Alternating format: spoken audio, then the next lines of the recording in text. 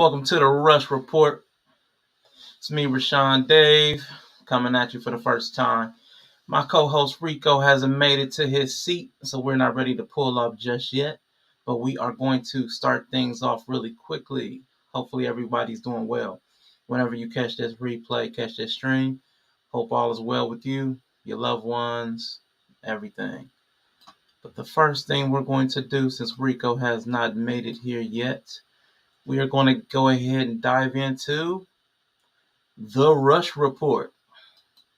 All right.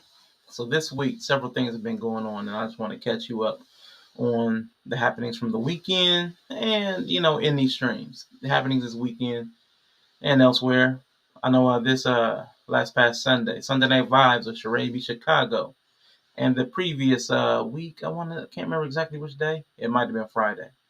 She talked about The Color Purple. They are doing a remake, unfortunately, but she was revealing the cast. But what got really interesting was she rolled around into zodiac readings. Yes, she read your boy and several other people. Yella had a wonderful reading. Several new people came over from Twitch. So if you get a chance, go back and check the last two streams from Charae B Chicago. It is quite interesting. And make sure you come back, because that is a segment she is thinking about continuing. There's an app called, give me a moment, I am going to pull it up, the name, CoStar. Oh my God. Pull up the CoStar app, and it gives you a lot of information. It is a very detailed breakdown, and Charae does it masterfully. What she told me mirrored the app quite a bit, and it reflected me. She told me about my sun sign, my moon sign, my rising. So make sure you go back and check that out. Bolo on the Color Purple show, Bolo TV, he popped in for a minute, so that was pretty cool. He went over his scriptures and talked about a lot of the things that we were speaking of as far as the origins, Adam and Eve and roles, covenants, truth, his usual thing. But it was interesting. Hopefully you all would like it. But if you catch up on Sunday Night Vibes, man, DJ Eddie King, he came through with a nice beat for Charae. It is smooth, it is jazzy, it is sensual. It just fit the Sunday Night Vibes motif perfectly. So shout out to you, DJ Eddie King, and everyone over at Knowledge and Relationships. We try to hold each other down, so salute to all of y'all. Something I shared in the group, what is it, the True Pill Community Garden. Forgive me, I stumble over the name. But the True Pill Community Garden. Man, I shared the 100th episode of In Class with Carr. I know a lot of you may not be into it or interested, but In Class with Carr, he is a masterful teacher. Greg Carr, Professor Greg Carr, Dr. Greg Carr, whichever one you want to use. I don't understand how he remembers everything he remembers and knows where all the books are. Because if you ever see the picture, he's got about 10,000 books behind him, and he goes to them within seconds. But if you check out their 100th stream, I think it went about 4 hours. They go over a lot of Black history and connections to Africa, ways of knowing social structure versus governance structure, which is, how we are seen by white people versus how we are seen to each other as Black people. So, they go in depth into people like Ida B. Wells. They were just doing a reading of Souls of Black Folk, and before that, The Miseducation of the Negro. They were doing that. So they're doing readings, and they have their own social space and website. Narrative with a K. KNARRATIVE is the site. They're subscription based, and they have a social media site, Nubia, KNUBIA, Nubia with a K. So they are building out their own platform, because a lot of trolls and things started coming over to the YouTube space, as they would if you're talking about Black issues. And it's not an apologetic Black. It's like a, whatever we need to do type. They're very, very thorough, and they don't really pull punches on people that they see are trying to be more integrationist, trying to be included in white society. They're talking more about trying to build our own structures and build ourselves up. It may still be in the face of white society, but it's not trying to be in with. We're not trying to beg for position, trying to create the position. So In Class with Carr, check them out. Check out their platform. I love it. It's wonderful. I don't get on as much as I should. I do way too much YouTube watching. So maybe you can, but check that out. Oh, and you already know Hanifah Nailah, Magic Moments. Mind Your Own Magic. Well, forgive me. She's going to get me for that one. Mind Your Own Magic with Hanifah Nailah. She had a live stream about the positive images and what they need. Children, what's needed for children. It was an amazing conversation. I really pulled a lot out of it. I came up with about 3 to 4 different topics that I want to talk about eventually. Some deep topics, and she went off on a couple of tangents that were wonderful, very entertaining, engaging content. So you already know about Hanifah, very powerful speaker. So if you need and she said she's going to start, I think for parents, an affirmation series. I'm not sure if it's a video or on IG, so you will have to check on that. Here is my guy Rico. Rico. Hello. Happy first stream, sir. Happy first stream. Yeah, happy first stream. I was getting to into the rush report. Let me fix these backgrounds and stuff. Give me a second. You know, now, that's why we practice like we play. Yeah. So getting into the rush hour. What I was doing though was recapping a few of the streams I was getting into over the weekend. I talked a little bit about Charae B Chicago. Talked a little about Hanifah and a thing I was watching called In Class with Carr, because they just hit their 100th episode. So I was just going on. The next one I would just talk about really briefly would be Ma'at Speaks. She does a wonderful segment on Wednesdays, but if you haven't caught that, she did a live stream on divestment. And I can't remember the gentleman's name. I won't try to remember it, but you can go and check it out. But it talked about divestment. I know a lot of us are sick of hearing about divestment, but it really wasn't about telling men or women to, just fly off. They actually really talked a little bit more about the psychology of what's going on behind. It was very academic, but they talked about the psychology of people and what is shaping the attitudes and behaviors, or people are wanting to flee to find greener pastures, so to speak. So, I mean, they really had good content. So, if you find the time, please go over and check out Ma'at Speaks here on YouTube, and I think you'll be interested in the conversation. Now that you're here, Rico, yes, sir. What good did you catch over the weekend? Anything interesting? The only thing I could speak to is actually there's a couple of things, and I'm glad you talked about it. And I do want to go back on the divestment thing.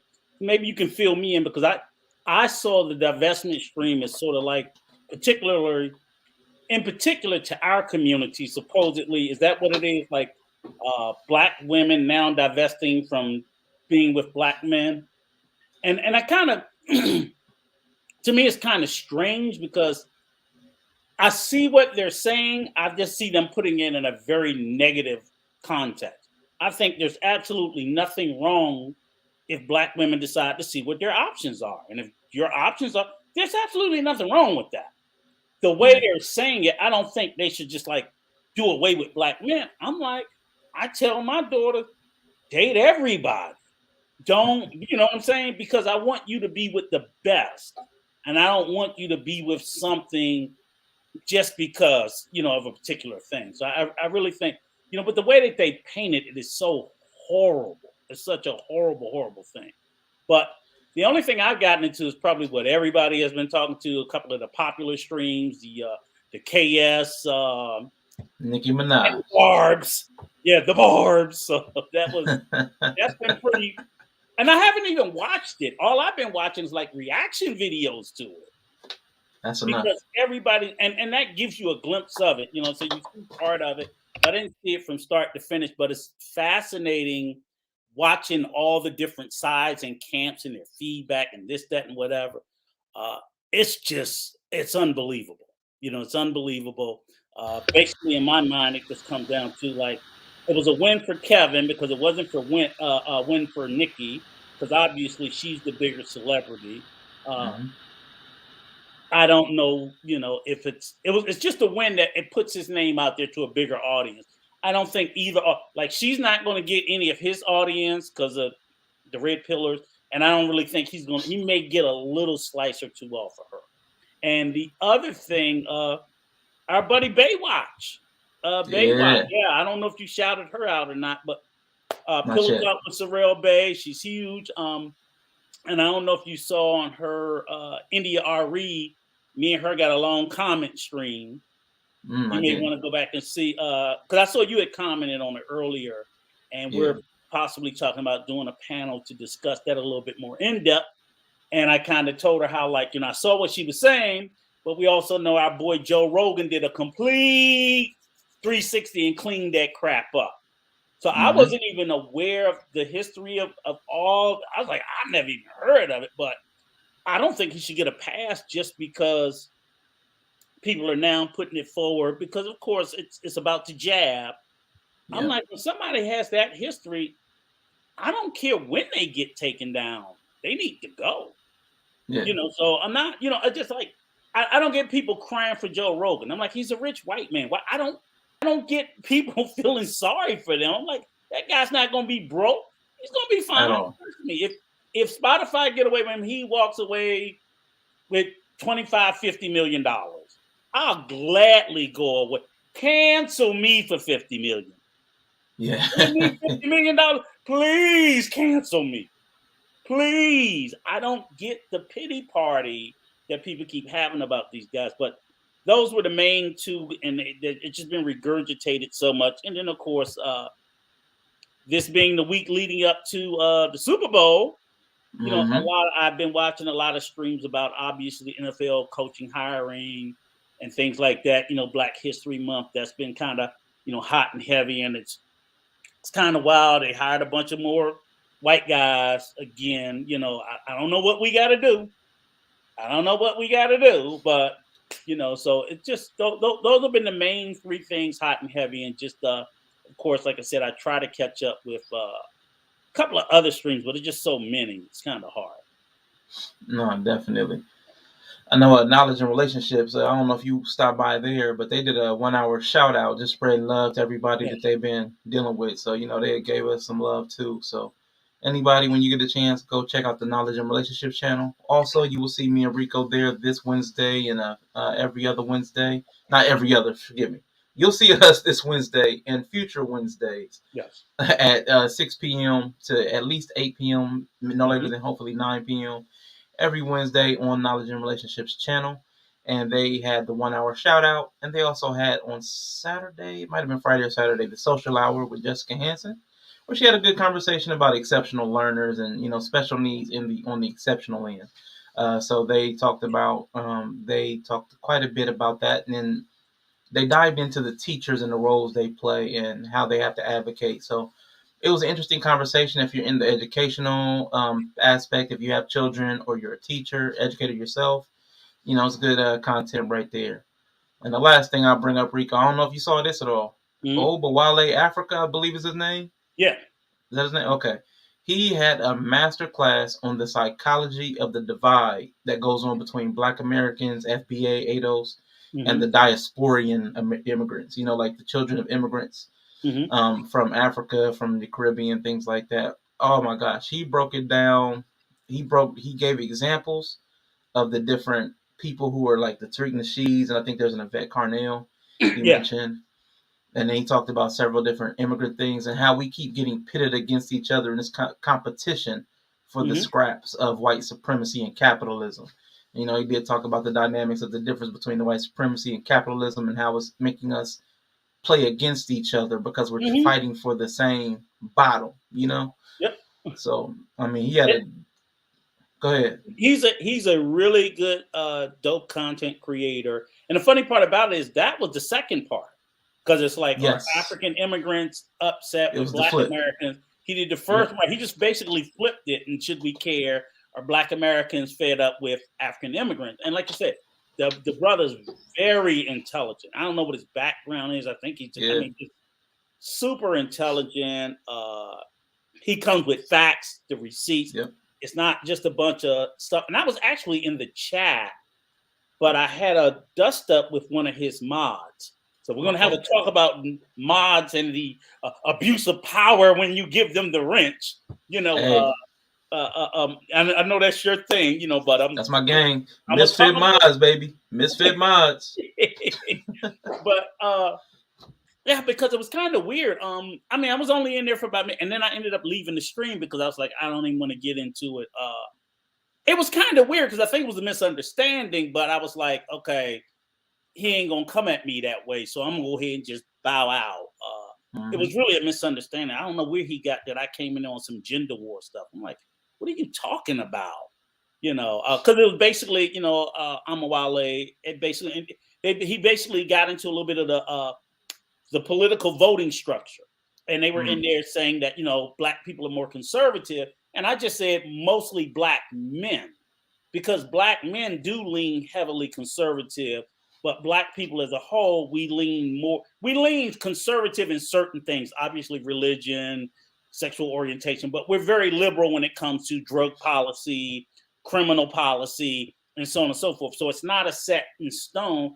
And I think it's more of a divide. Black men are very much, I don't even know why they're so conservative, because I'm like, even when we were very conservative, it didn't work for us very well. Anyway, and I don't think we need to be as liberal as I am either, but I'm like, we got a bigger crumb in liberalism than we did in conservatism. But the guy just kind of like got stuck in me. I was like, that's not a gender war. That's just, I'm big on politics. I love politics. I'm a political junkie. And I was just trying to get, and I was just in the chat. I was doing your thing. I was doing getting my chat troll on. Yeah. And he came out with the wrench. I was like, okay, man, you can have it. I'm gone. I'm not going to do this with you. But I can watch it on the replay because, like I said, he's very good. He done some great things. And I did get introduced to a new stream, and I'm going to stop it there. There's some young cats called and I stumbled across this yesterday, called everybody come up with a new name. Everybody doing a play on the manosphere. The Logicsphere. Okay. And it's a very anti-manosphere. Not very anti. It's just the fact that they just dissect it. They don't even go after the content as much as they go after the leaders. Because I had in the Logicsphere. I had a I don't know if you heard. Well, you're on supposedly the godfather of the Black Manosphere. Obsidian, Mumia. Yeah, I've never listened to him, but I keep hearing about it. Yeah, well, over in Lapeef, I really had to. I had some real personal, not personal, but just like he was over there assaulting people, and he did this horrible. He went on Jessica X channel and told this horrible lie about me and a couple of other people, and the girl told me about it. I was like, "You a liar." I called him out on it, to his face. I'm like, no. I said, you talked all that trash to me before y'all had y'all Black Manosphere conference, and it turned out to be an epic fail, and you've been quiet ever since. I let it go, so now I'm going to bring it up and put you on blast for it. So. Yeah, I'm gonna have to. Yeah, you have to tell me about that one offline. I want to find out a little bit more about that. Yeah, I'll fill you in. You in. But those are the streams that I followed this week. So it was an interesting week, but semi-uneventful as well. Definitely got you. Please, everybody, go and check out. What was that? Oh, go ahead. I was just saying, how was your weekend? Got you. I'll come back to that real quick. I just want to wrap up. Please, everybody, go check out Pillow Talk with Sarel Bey. She does have a new segment called Baywatch, which somebody might have suggested. I don't know. I mean, somebody handsome, smart, funny, sexy. It might have been somebody you've seen before. I don't know. But somebody suggested that name. I don't know who you're talking about. Yeah, I don't know. But, Rico tried to step on my game. My gang. Misfit Mods, baby. You don't want to mess with us, Rico. You don't want to mess with us, man. No, I don't. He ran me up out of there. He ran me up out of there. But yeah, everybody, when you get a chance, when you catch the replay, please tell us what you guys are streaming on. What YouTube streets have you been hitting? Put us on. So it is time to change lanes. Now, Rico, you asked me how my weekend was. It was actually good until today. I promise you. It was good until today. I mean, it's cold. I like the cold. It's snow. I like snow. The problem is the ice. So because I didn't go anywhere all weekend, it was okay. But I had to go a couple places yesterday and last night and today, and I didn't get all the ice off. So unfortunately, when the ice sheets come flying off on the freeway, man, I was watching this guy in my rear view. I don't know what happened. A chunk flew off, and for some reason he got closer. I'm like, this idiot, why would you get closer? So then the next chunk flies off. It hits him dead where his face is on the windshield. So he swerves, and then finally he slows down and moves over. I'm like, crap. But I can't get off I ain't about to pull over to the side when it start breaking up the ice because it was still frozen solid. So that was interesting.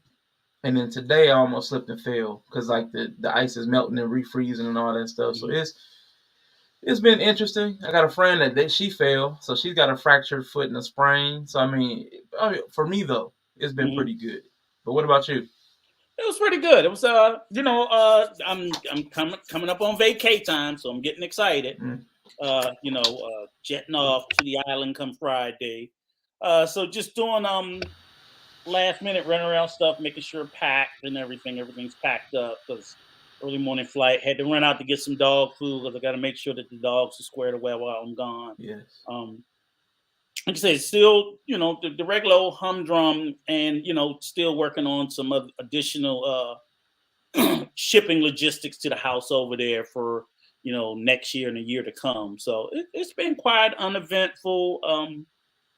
Checking in with the grandkids and the kids and making sure everything's okay. The weather here has been it's been kind of weird because it's been like, it's been fluctuating. It's been like one day where it's just like bitter cold.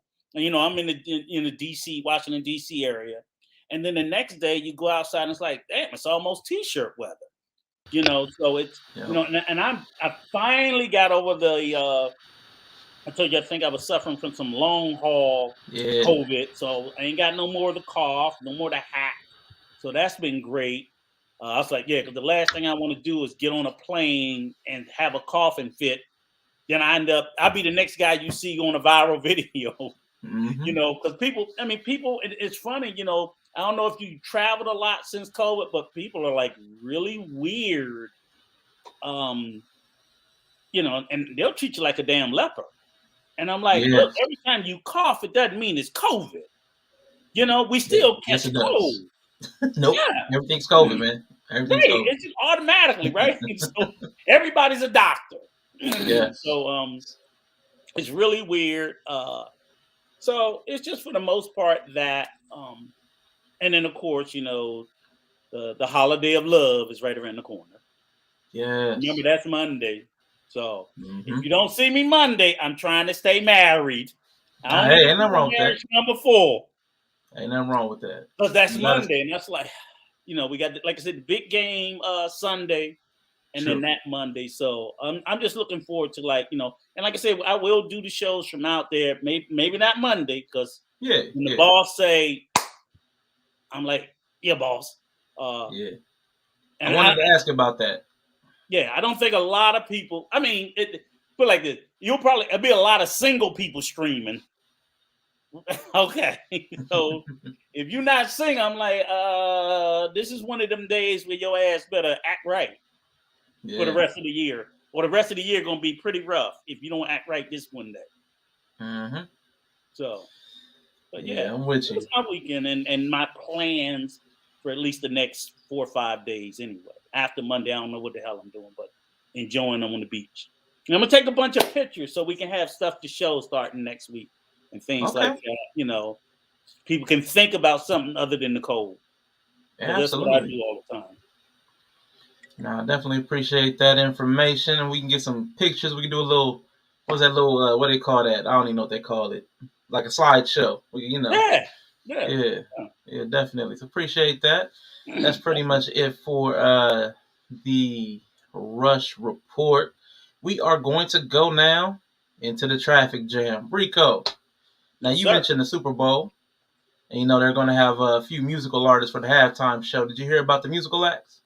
I heard about it earlier, but I haven't heard about it as of recently. I know it's predominantly all black, with the exception, I think, is it Eminem? Yep. Is he the only one? That's the only one? To the best I know, it's Dr. Dre, Snoop Dogg, Mary J. Mary Blige, J. Kendrick Lamar, and then Eminem. And it's mostly West Coast artists, with the exception of Eminem and Mary J, I J. believe. She's out of New York, and Eminem out of Detroit. But they're in that, and there are, and Kendrick is like, and he's starting to age into the older, hip hop fans. But when you think about it, Mary J. Blige is definitely older. Snoop Dogg is definitely older. Dr. Dre, so they come from a generation of, which to me, I think is the better rap era. Yeah. You know what I'm saying? To me, but I'm an old head, so I'm gonna favor that. And these new, hip hop artists, I don't even know what the hell they be saying half the time. Mm-hmm. So no, but I'm excited about it. I'm looking forward to it. I'm one of those guys that never divested from the NFL. I'm down with Colin Kaepernick. Mm-hmm. I'm pissed off about this whole situation with, because I know that the racism in the coaching hire, I'm for the cause and all that. But damn, I can't kick that NFL. I'm with it. So I'm like a white man when it comes to that. Yeah, my thing with that was I cared a lot at first. Like at first, like the first year, right, Colin Kaepernick and the kneeling thing, I was done with it. But the players kept playing, and the black coaches kept coaching, and I was like, you know what? I can't care more than you guys do, because you guys are in it. You know what I'm saying? You guys are in the NFL, and it's impacting y'all more than it's impacting me. So I'm never going to care more than you do. You know what I'm saying? If it's your issue, I'm never going to care more about it than you do. So that was my thing. The NFL, if those players couldn't sacrifice anything, I mean, a few people took L's on it, but I mean, by and large, all they were doing was taking a knee. That was the most they could do. I was like, eh. So I mean, I've been watching. I watch my teams. I watch Ohio. So the Bengals are in the Super Bowl. So I'm surprised you ain't talk. I was thinking about it. I said, man, he gonna probably be talking all kinds of trash, But it's y'all, yeah. And I was a Bengals fan when I was a kid. I was telling somebody, I was like, yeah, I'm an old boomer guy. Boomer Esiason and 14. Yeah. Or was it 7? I can't remember. 7, I can't remember his number. But they were 7. Good back then. I think and they've been to a Super Bowl before. Icky Woods. Shuffle. They had been before, so I'm like, they just went on that long streak of ineptitude. But the Bengals were good. They're pretty solid. You got a great pick. It's unfortunate that they basically left Colin out there to dry, and that's the one time where I feel like, as a black man, it was a little disheartening, because I think a lot more of those black players could have said things. Not that I think Colin would have ever got a job. Hell no. But they could have did more to affect change. And it's a shame Colin was the only one that was willing to do so. So, and I don't think he has any regrets about it. And I mean, like, that level of integrity, I'm glad to see that, there are people at certain levels, no matter what, that are not willing to sell their soul or their integrity. And I think that's big. Colin did that. And probably more so than anything else, and I see this in the exact same way we're going through the thing with Brian Flores, the coaching thing. Every time a black man steps out, I don't care if I'm not going to support him. And I don't think, I think they should, but I'm not upset if 1 million people don't support him. But I don't understand, with so many of our issues, why is it always so many of us that gets in the way, that will come right out and speak out against it? Like, people talk about reparation. That's like, we ain't gonna get no damn reparation as long as I live. I'm fine with that. Maybe not for my kids, maybe not my grand, maybe never. But I'm certainly not gonna get in nobody's way of asking for it. That's crazy to me. They're trying to do something for me. I just don't believe that white supremacy and these white folks gonna give it to us. But I'm never gonna sit there and knock nobody for trying, ever. I look at the same thing with the coaching, and then, like I said, most are upset, but then you do still have some players, ex-players, like the guy used to play for the Giants, Tiki Barber. Oh yeah. because he called them out, the Giants, with their sham interview. And of course, the first thing they want to do, oh, they not racist. You don't know if they are. Shut up. Just shut up. That man made that claim. Let him take his case to court. I don't get that. Why? And I said, you know what they do? They roll out. They probably called Tiki and said, Tiki, can you say something? And you can't, Super Negro always got to be out front. That's that Candace Owen mentality, or Jason Whitlock. Jason Whitlock. Are you familiar with him? Oh, you know it. Oh, and he Donald Trump's not a racist. He automatically came out. Stephen Ross is not a racist. I'm like, you don't even know that damn man. You don't know if he told him that and it was true or not. Jason, shut up. And they love it because they can get a black face to run out there and publicly denounce it. And it's just like, that's the part that just drives me up the wall, and it was funny, like I said, when I looked at the Joe Rogan thing, that's why The Rock caught a little bit of heat, but he quickly got off that shit too. Oh yeah. Because again, it's like, I tell my sons, if my sons go out and say some stupid shit, you ain't gonna see me caping. I'd be like, you did it, you better go fix it. Because you gotta be careful who you caping, and I don't cape for everything that's black, but I'm gonna cape for what I want to cape for, and then the other things, if I'm not sure about, I'll just fall back and be quiet. More of us need to learn that. Yeah. You don't have to speak on everything. You don't. And I believe in cancel culture.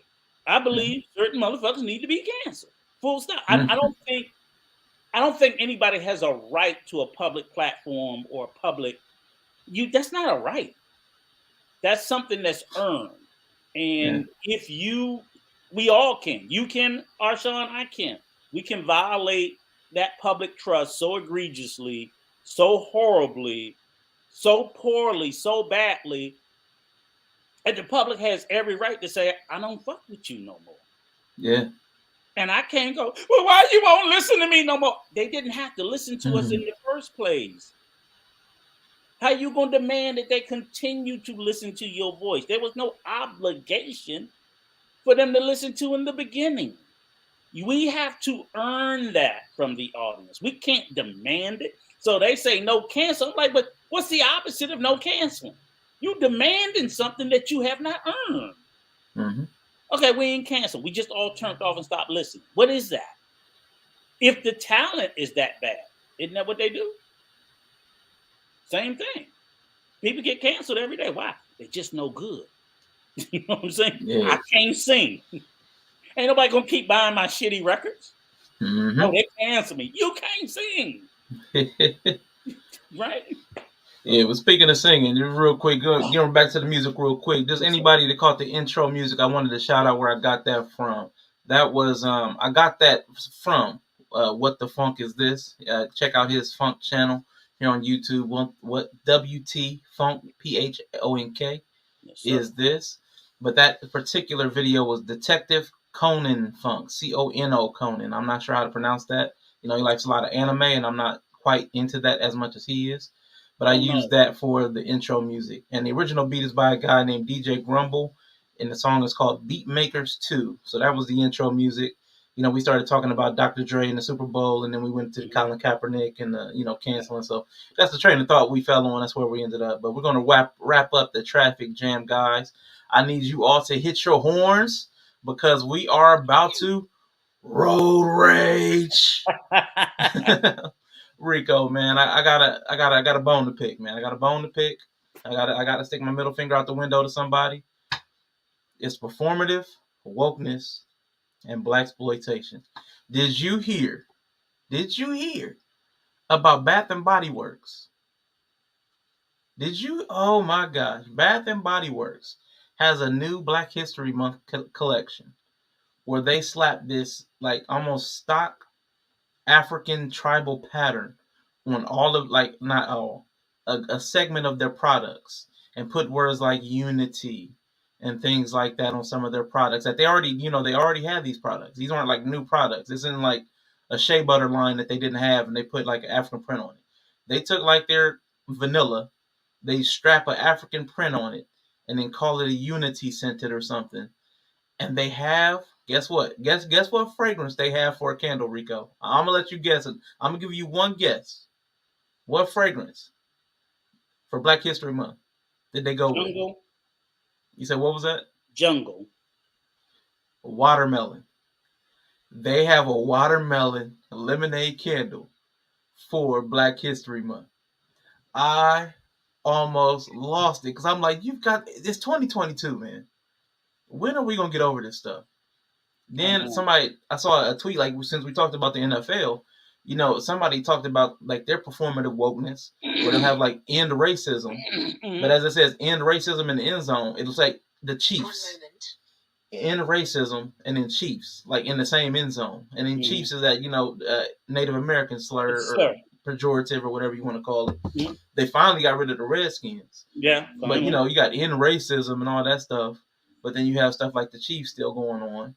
Then you had the Brian Flores, and then that's what I want to say. Roger Goodell, when he came out after Colin Kaepernick, Colin Kaepernick was right. But then the moment they fire Brian Flores, and he says racism played a part, before the day he filed the lawsuit, they said these claims are without merit. They could not have possibly investigated to know that the claims were without merit. But this was after talking about Colin Kaepernick is right. Where is the understanding? How can you keep advocating and putting these hashtags and end zone banners and things on the helmet decals promoting unity and Black Lives Matter, but when a Black life's in the balance, or Black at least prosperity or their livelihood is in the balance, they don't seem to care. Have you heard? What else have you noticed about Black History Month and some of this performance? I mean, well, it's we can start with the fact that, like you said, and the crazy part of it, I'm not gonna get in front of Bed Bath and Beyond, even though my wife is a huge shopper up there, and we got a house full of their products. And I would say this, that watermelon lemon scented candle is what you would normally burn throughout the year. It lands horribly with the unity wrap during Black History Month. They probably should have said, do everything but that product, just sell it anyway. Because people, they have watermelon scented candles all throughout the year, lavender scented candles, and so on and so forth.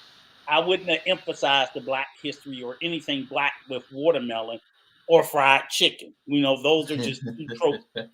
So it seems wildly out of touch, and you ask yourself, why does large corporations remain in 2022 still so out of touch when they have huge marketing like whoever you hire for your marketing, what the fuck is wrong with them? Then if you went out and got that company, you need to fire them for they should be more sensitive, like they wouldn't do a chop suey doing, Asian American month or something like that. You have to be sensitive to these, to these cultures throughout the country, because you want to be a non-offensive company, especially a large company like that.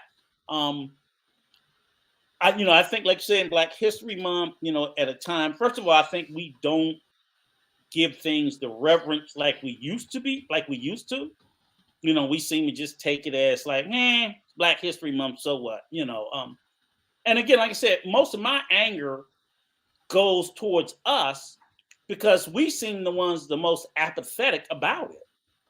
We act like we don't even, I ain't heard nobody Black say they don't want a Black History Month, but damn if they don't act like they don't want one or could care less. I'm like, no, I feel strongly, completely against it. And in particular, I think one story that did come across my radar, and speaking of Black History Month, that has actually just made me so damn angry, is the shooting of the young Black man in Minneapolis. That they just, apparently I think it happened at the end of January, and we're just hearing about it. Same city that George Floyd got killed. They did it just like Breonna Taylor, no knock warrant. Guy on the couch, go in, and they shot him 3 times and killed him. 22 years old, licensed, legal firearm arm holder. nothing from the NRA, same shitty police department that they was just. This is why they say defund the fucking police. Absolutely. And for some reason, it just only keeps seeing, not only, but predominantly seem to only keep happening to young black men. Mm-hmm. And I'm like, I'm sorry, you know, I mean, if they can't do no better, then yeah, fuck it, defund them. We just can't keep giving this crap a pass, and suing and getting money for the loss of your loved one, especially a 22-year-old. I'm sorry, that don't cut it either. Okay. That just doesn't cut it. So that's my rage above more than anything else. The total disconnect of the examples you gave, Bed Bath and Beyond, Roger Goodell. I'm like, yeah, they're fucking racist. I know the owner of the Redskins is racist and a sexist, and allegedly, and he's got all these 50 million charges going against him. But that's just white folk doing white stuff. You know, white folk going white. And they just get away with it. So I get a little bit sometimes the you know, where you kind of like turned off to it, but we got to get our we got to care again, and we got to try to do something better to turn things around. So I don't know. Nah, I know another couple other things have been going on. I know they're trying to pass that bill to make the Lift Every Voice the national hymn. Did you hear about that? Yeah, I did. It's like that Juneteenth celebration. They keep trying to give us the things we're not asking for. Right. I know. So they don't want to get away. They don't want to do away with the national anthem. So they're gonna do the national anthem and then the Lift Every Voice. And I'm like, nah, I think they said they don't want to do the national anthem, period. Because it has that racist stanza in it anyway, and the person who wrote the song, it's a very racist stanza to it. You know, we can't just keep acting like a thing ain't a thing. Mm-hmm. You know, so I'm like, I ain't standing up for the shit no more. You know, so miss me. I ain't gonna take a knee because I'm old, my knees hurt, but I'm gonna keep my fat ass seated. Man. I don't have to stand for it. I know you said something about white people going white, but I want to tell you something about black people going black, because we mess up too during these holidays. Yeah. I saw some, and it started from Martin Luther King Day a couple of years ago, but it's still going on. Why are they putting parties and flyers with MLK, and they have pictures of them with gold chains on, do-rags, grills, talking about let freedom ring, and they got like free to twerk. You know, it's the craziest stuff. At my old job, I used to work at this housing authority. Why during Black History Month? This was like 20. I mean, not 20. Well, 2008, around that time. But why did they have those singles auctions where they auction off single people? Yeah. Why did they decide to do that? Why did they decide to auction off people during Black History Month, where most of the employees are black? Like, they had an auction where the auctioneer was up, and they had the people. I don't know where they found it, but they had the person up on a crate, and all I could see was a slave auction. I'm like, why do we participate in this stupidity?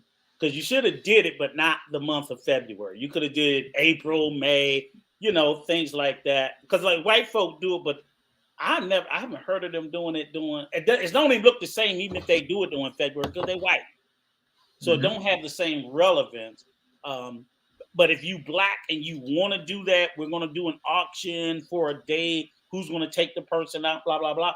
Like you said, if it's black people, don't do it February. You got 11 other fucking months to do it.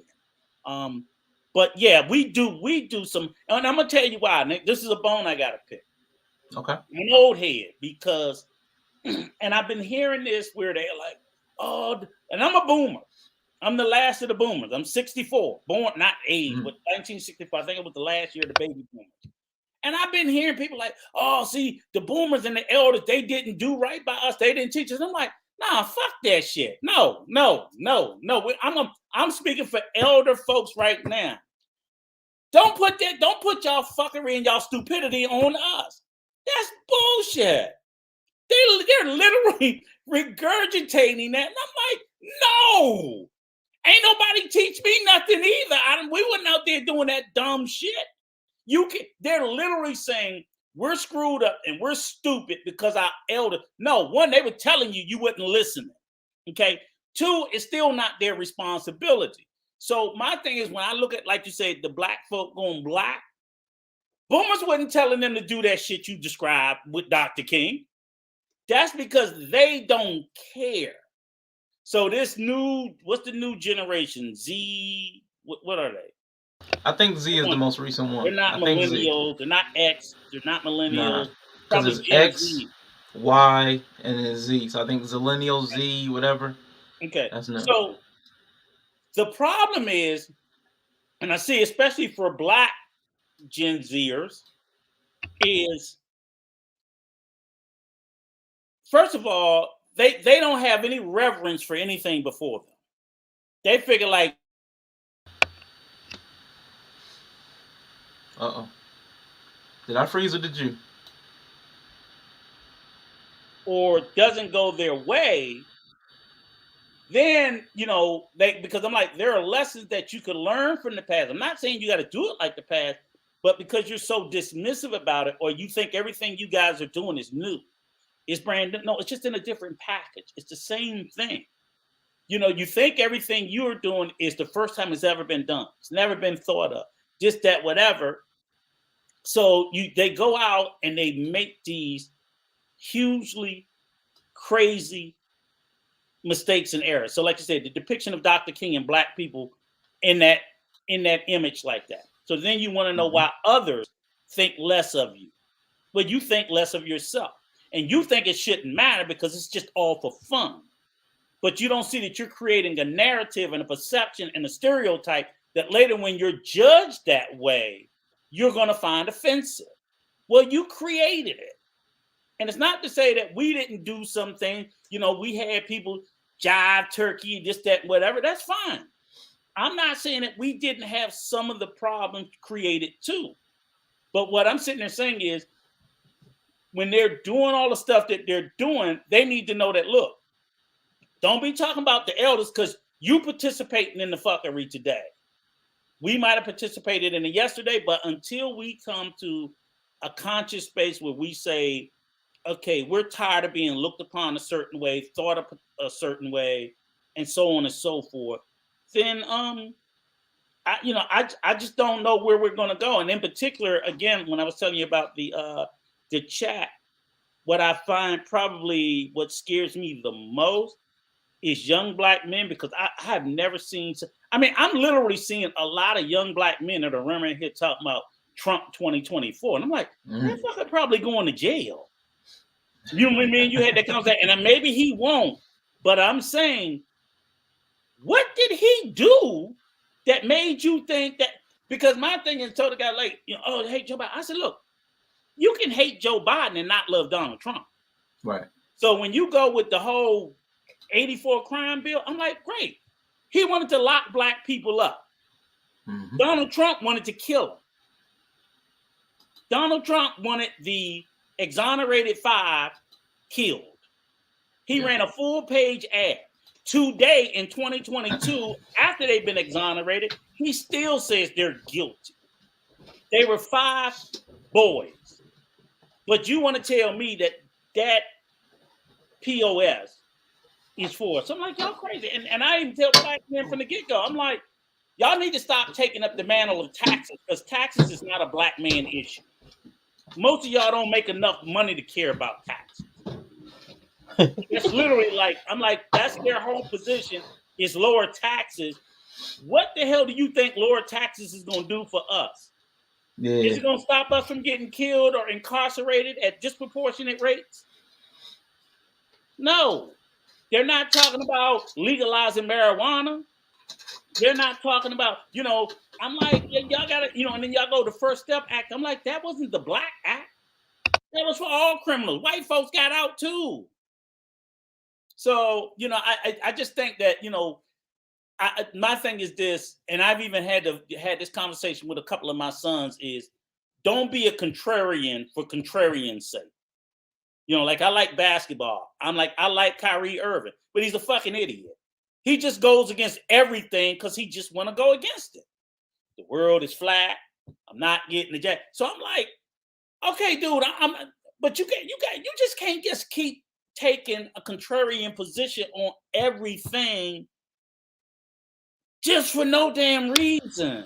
Mm-hmm. And then the minute they remind you of who you are, because everybody get what they call it. Everybody get their nigga wake up moment. Yeah, nigga, wake up. So nigga, wake when up. they remind you of who you are. So you know that's one thing I think. So I put all my faith in, you know, I put on my cape, and I put on my helmet and my white knight outfit. Mm-hmm. And when it comes to politics, thank God for black women. Yes. When it comes to politics, thank God for black women. Flat out. And I'm like, I ain't never got to worry about y'all because y'all don't even vote at the rates that you should vote at. More than half, like 60, 65% of y'all, oh, it ain't gonna matter. Kyrie probably ain't voted a day in his fucking life. The most of the NBA, you know what I'm saying? They are absolutely the most apathetic when it comes to voting. I bet you, but 100% of the WNBA voted. I bet you yeah. Where you get that stat from? I'm making it up. I can admit I'm making it up. But I bet you it's much higher than the NBA. You're probably right. Because it's just women, period. They're more engaged. That's all. Real quick, while we're road raging, I want to get this off my chest too, because everybody's got these. I don't have any sacred cows, okay? So I want to get all this stuff off my chest, just real quick. LGBT, Jewish, COVID, vaccine. We can say the words. I'm tired of all these restrictions. I'm gonna say it. I don't care if they take everything. Okay. Jewish, LGBT, vaccine, COVID. I'm not afraid to say these words. Oh, and for black people, nigga, it's okay. It's okay to say.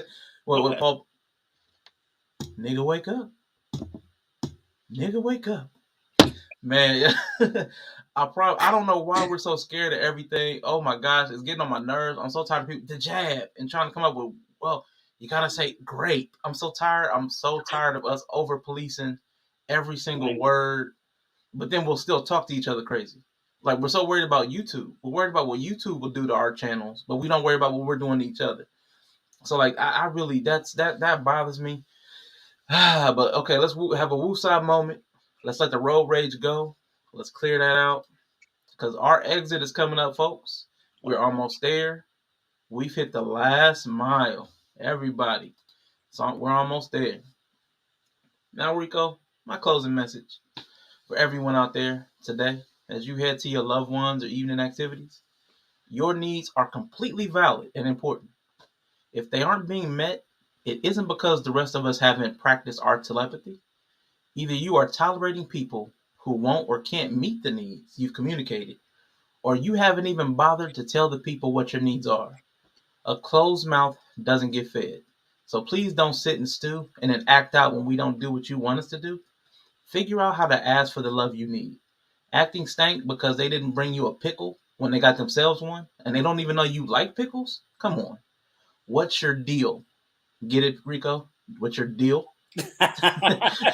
You should relish the opportunity to express yourself.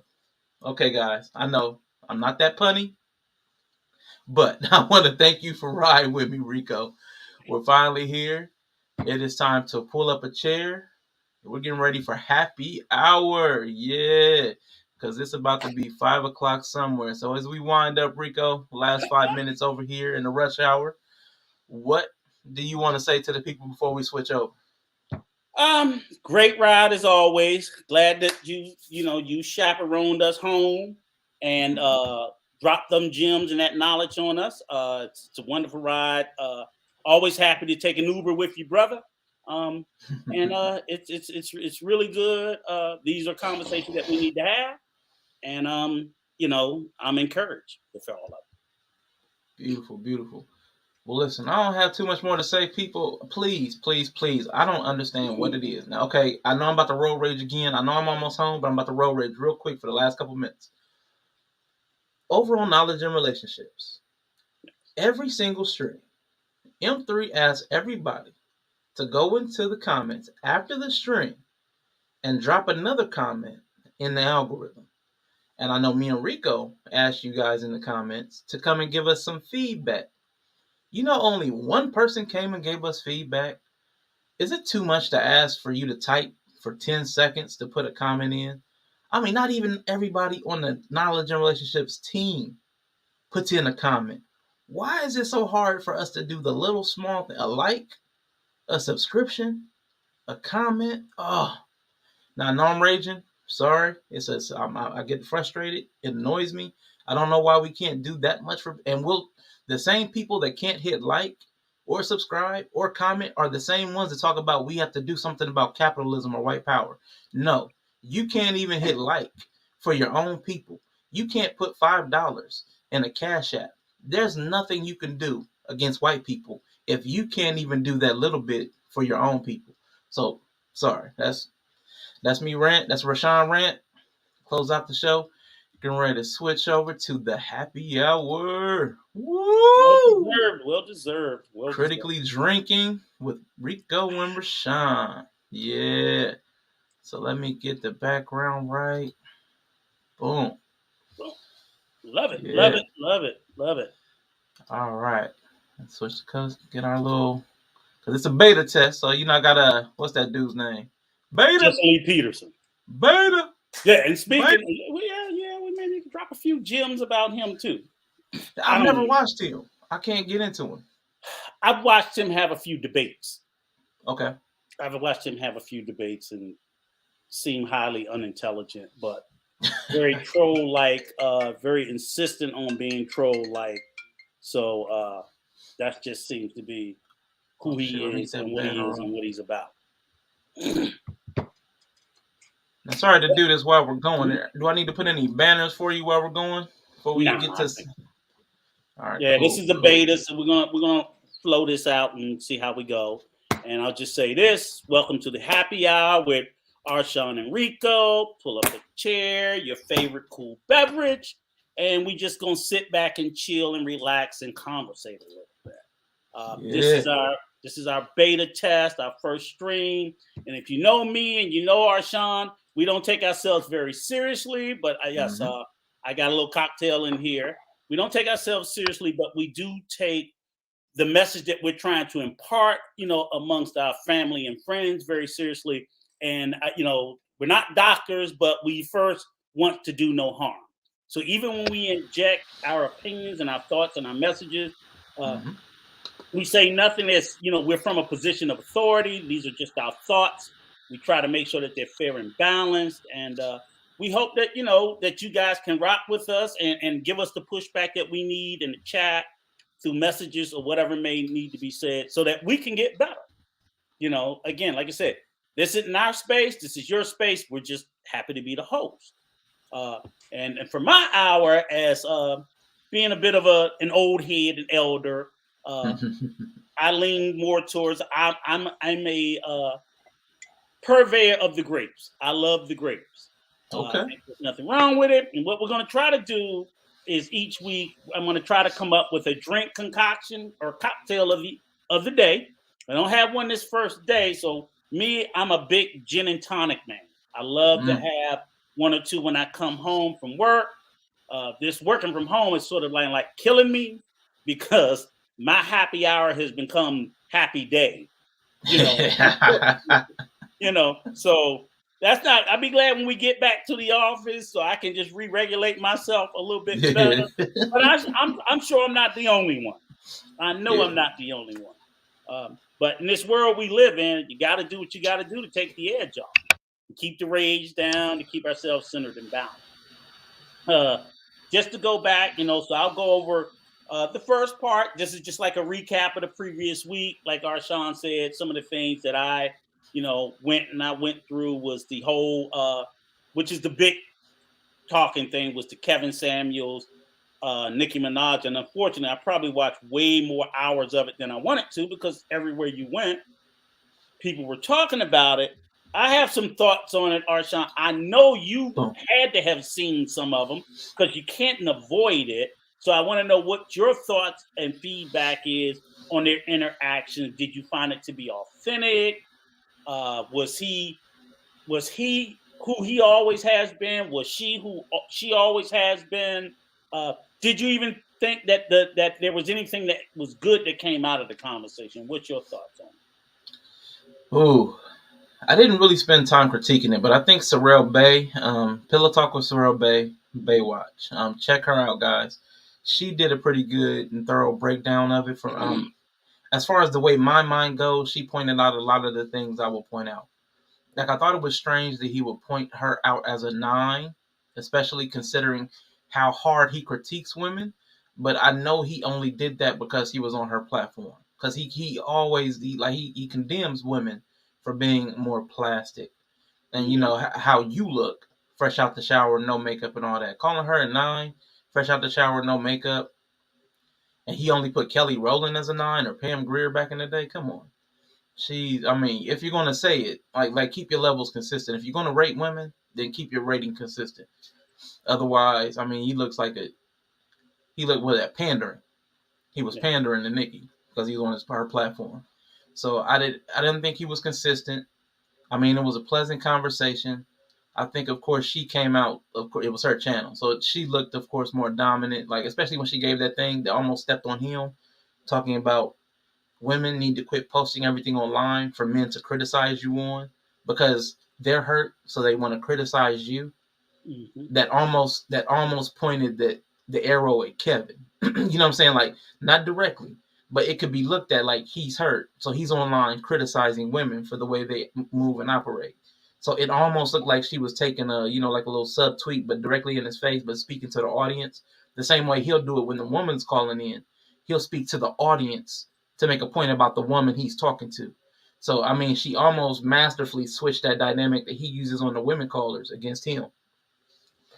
But all in all, I mean, I don't think there's much you can take away from it. I mean, it was a big celebrity talking to a local celebrity. I mean, he's only got a million followers, so I mean, it's not like he's on her level.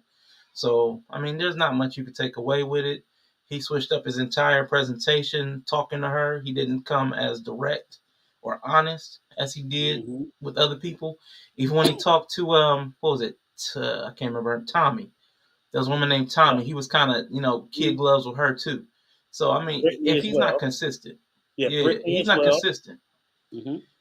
I can't respect him if he, as harsh as he comes to regular everyday women. I can't respect him for not being consistent when it comes to celebrities. Because if anybody can handle it, they should be able to. Yeah. But Brittany Renner. You said kid gloves, man. Kid gloves with all the women that are celebrities that have status, but with the regular everyday women that might be actually looking for validation or might be on the edge of a mental, shifting or something where they might need to hear a positive word or something. I've got no room to be, kind with you. So I don't believe in tone policing, but if he's not going to take it on himself to speak as well as he does with Brittany, Nicki, and Tommy to the everyday woman, he probably shouldn't talk to women. Right. That's me. And that's the part for me is, it speaks to a lack of authenticity, because you can't be, and it calls into question everything that he's ever said. But like I said, those are 3 celebrities, and it's like, completely different. And the thing, as you said, the local women who call into his show every day, a lot of them are seriously calling in for help. They're I mean, not so much for help, because I don't even get why it's like these are not trained therapists, so they shouldn't even be calling him, but they believe him to be a dating guru because that's how he presents himself.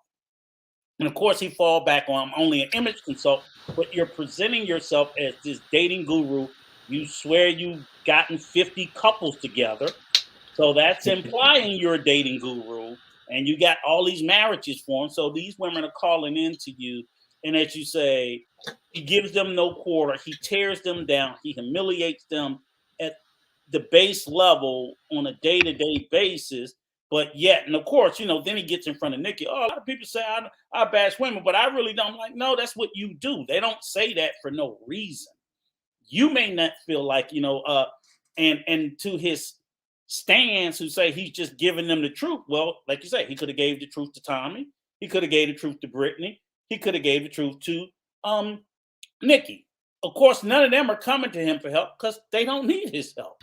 They have no shortage of male suitors or paramours. And I don't think most women do.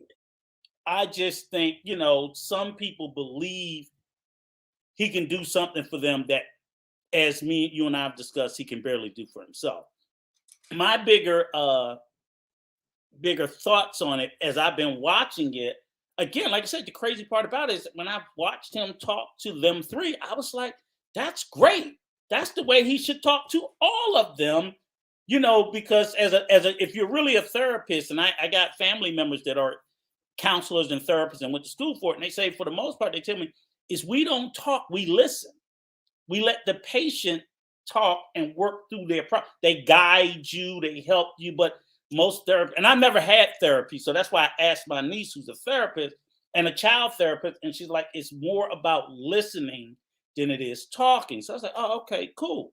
But what I found so fascinating is his stands, and it's interesting because we know, as I told you, I said, I don't know if I believe Kevin is red pill or manosphere, but I believe he tailors his message towards them.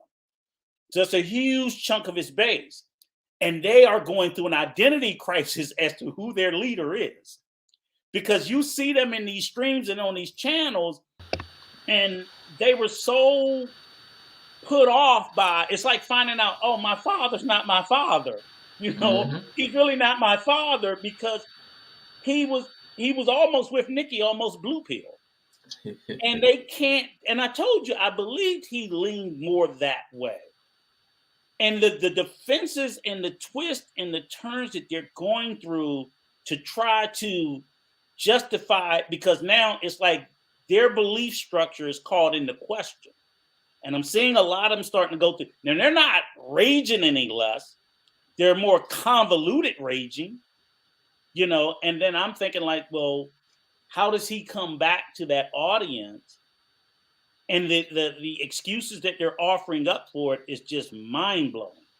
It's just mind blowing. It's just a business. I'm like, what business owner completely changes his total business format for the possibility of one potential new customer in Nicki? And Nicki's not going to be a customer anyway. So why would he change his model to appease her? It makes no sense to me. But it's like, either which way, they're like, here's your king.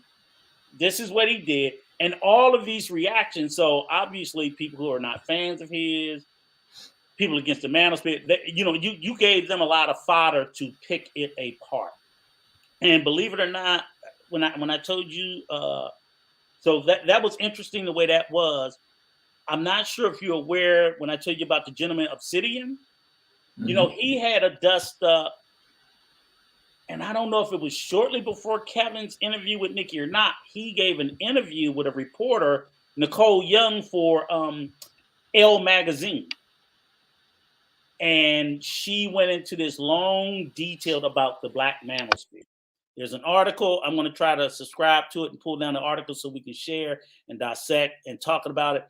And he, and of course, they're like, she's a feminist, but she just basically put out a lot of what they said, and it's in a less than flattering light. And that's how he ended up having a dust up, dragging me and some other people I knew, because he was embarrassed. But he agreed to the interview with she's a real journalist. Okay.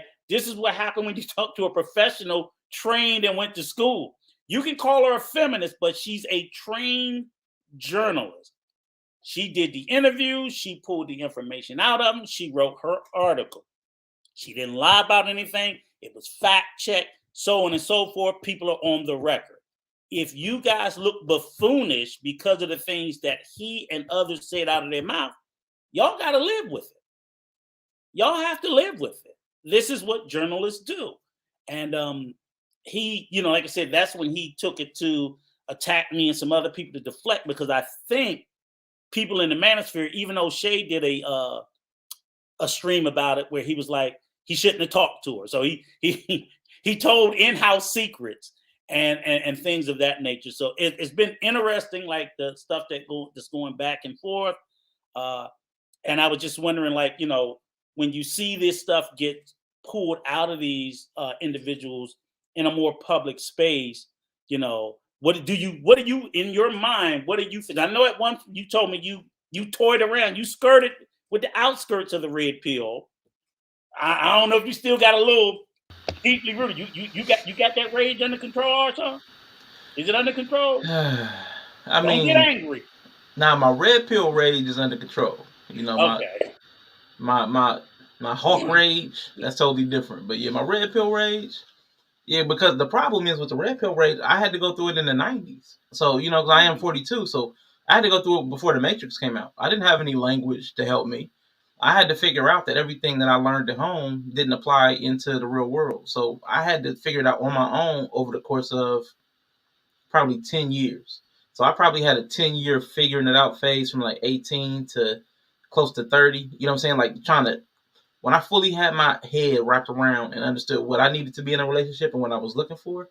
Mm-hmm. I mean, shoot, I was almost 30. And by then I realized, man, I wasted too much time of other people's. I had wasted too much time for women, not knowing who I was, not knowing what I wanted, and not knowing what I expected. So I blew too much time for. So I got out of the rage once I understood that women had finite time as opposed to us, where we could kind of date longer, and we could be silly into our 50s and 60s, and still be okay.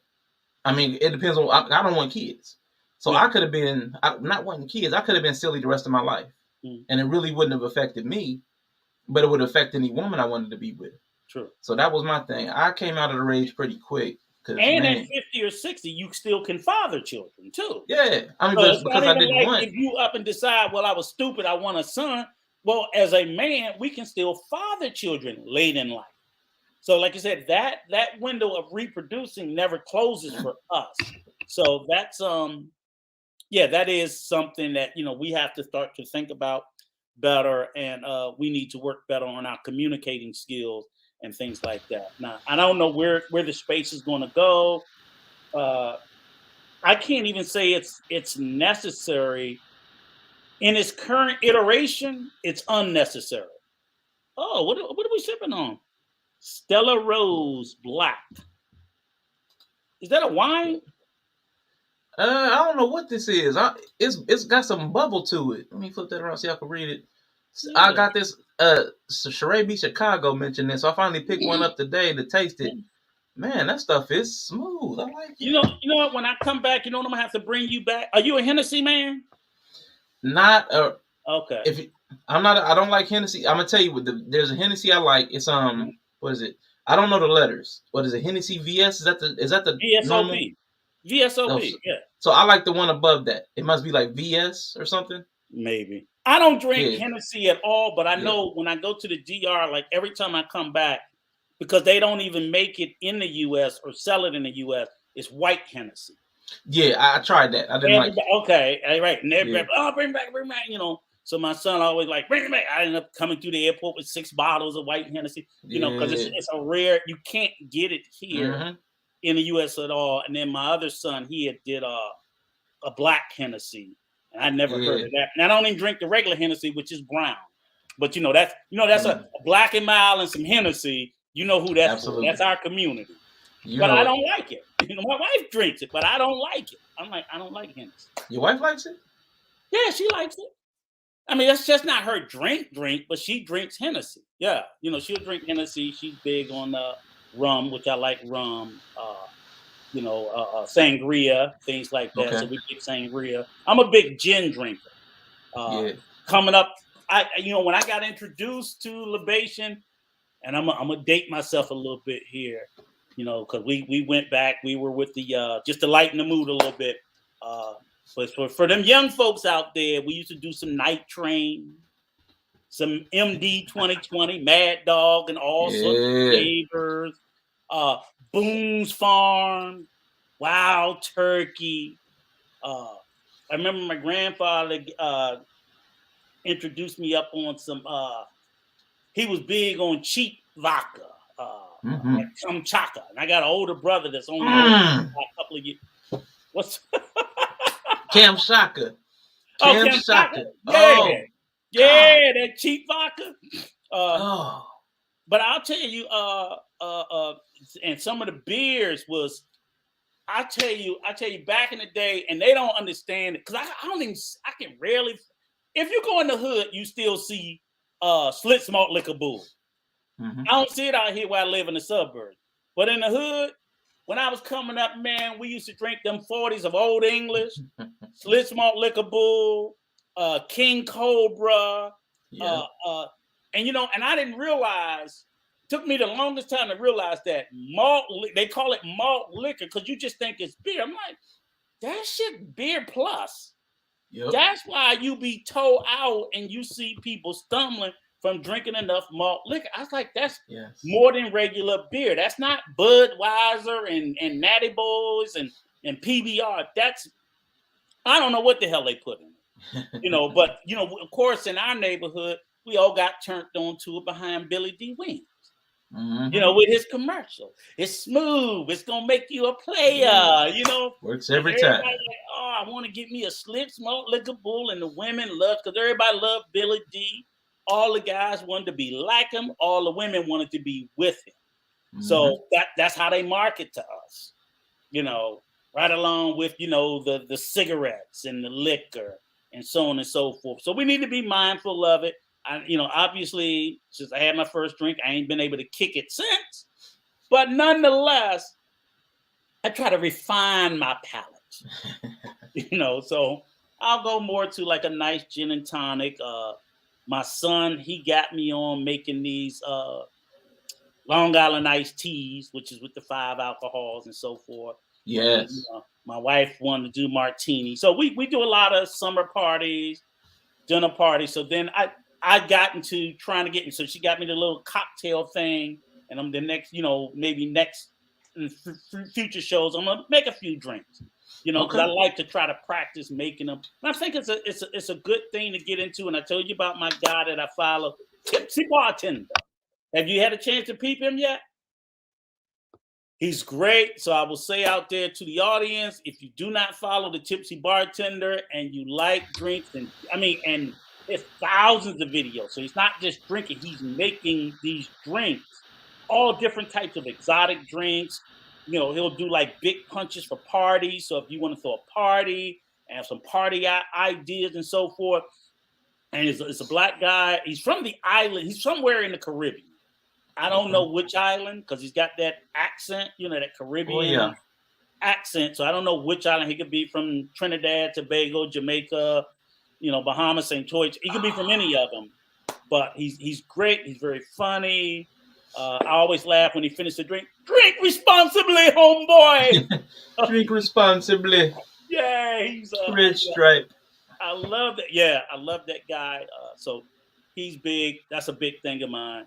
And for Black History Month, we got to be mindful. And speaking of Black History Month, Arshawn, tell me what you're thankful for in the past or going forward. Because we're both young men of color. We see this country where we're at, where we're going. What do you think we could do as a people to be better? Understand this is just wishful thinking. Yeah. Not, nobody has the answer. Or even what do you wish that you and your family were doing differently to at least pay homage to a lot of the giants in the past?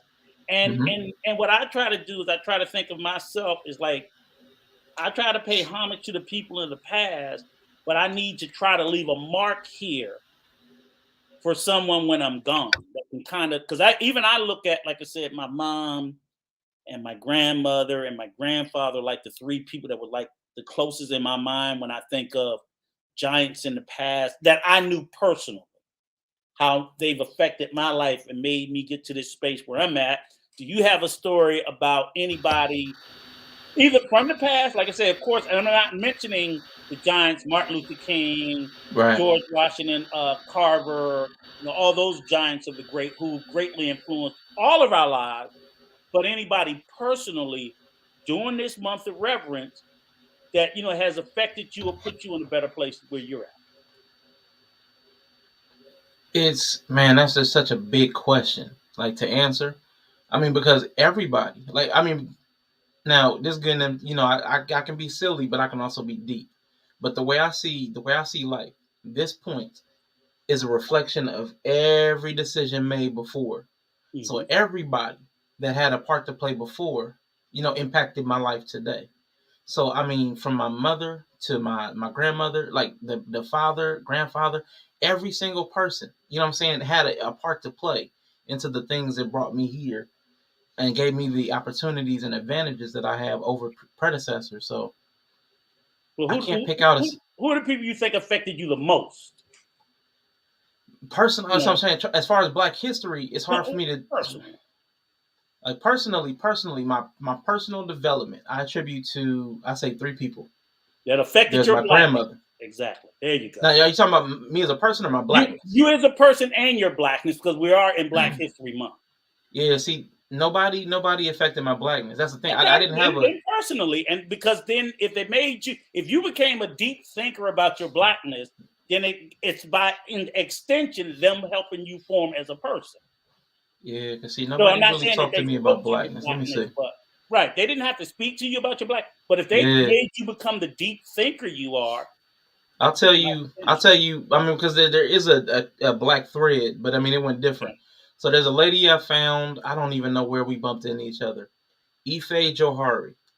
She got me into a black, like an Afrocentric train of thoughts, probably about 10 years ago. Okay. But since then, I mean, I went into a black rage. Like I went into a like the cops and the cops and black, because I'm from a poor area. So I was around. I saw my friends get rousted by the cops. I saw people get pulled over for no reason. I saw people get beat. I saw stuff. I mean, but I also saw the crime too. So I saw both sides. I saw the Black Lives Matter and I saw the All Lives Matter. I saw all of it. But within that, I didn't really develop a framework for really caring about Black people. But Ife Johari, she kind of, I don't know what it was. But whenever I ran into her, that's when I was in my Black Power mode. But when I came out of that, because again, I had to come out of the anger. So when you find out about me, I don't get into the Black trauma. Right. So slave movies, the Help, the Butler, stuff like that, I don't really partake in that. I can't enjoy it, and it makes me angry. So because I dealt with rage as a personal issue. Rage and anger was a personal issue. So Black issues became kind of re-traumatizing, so to speak.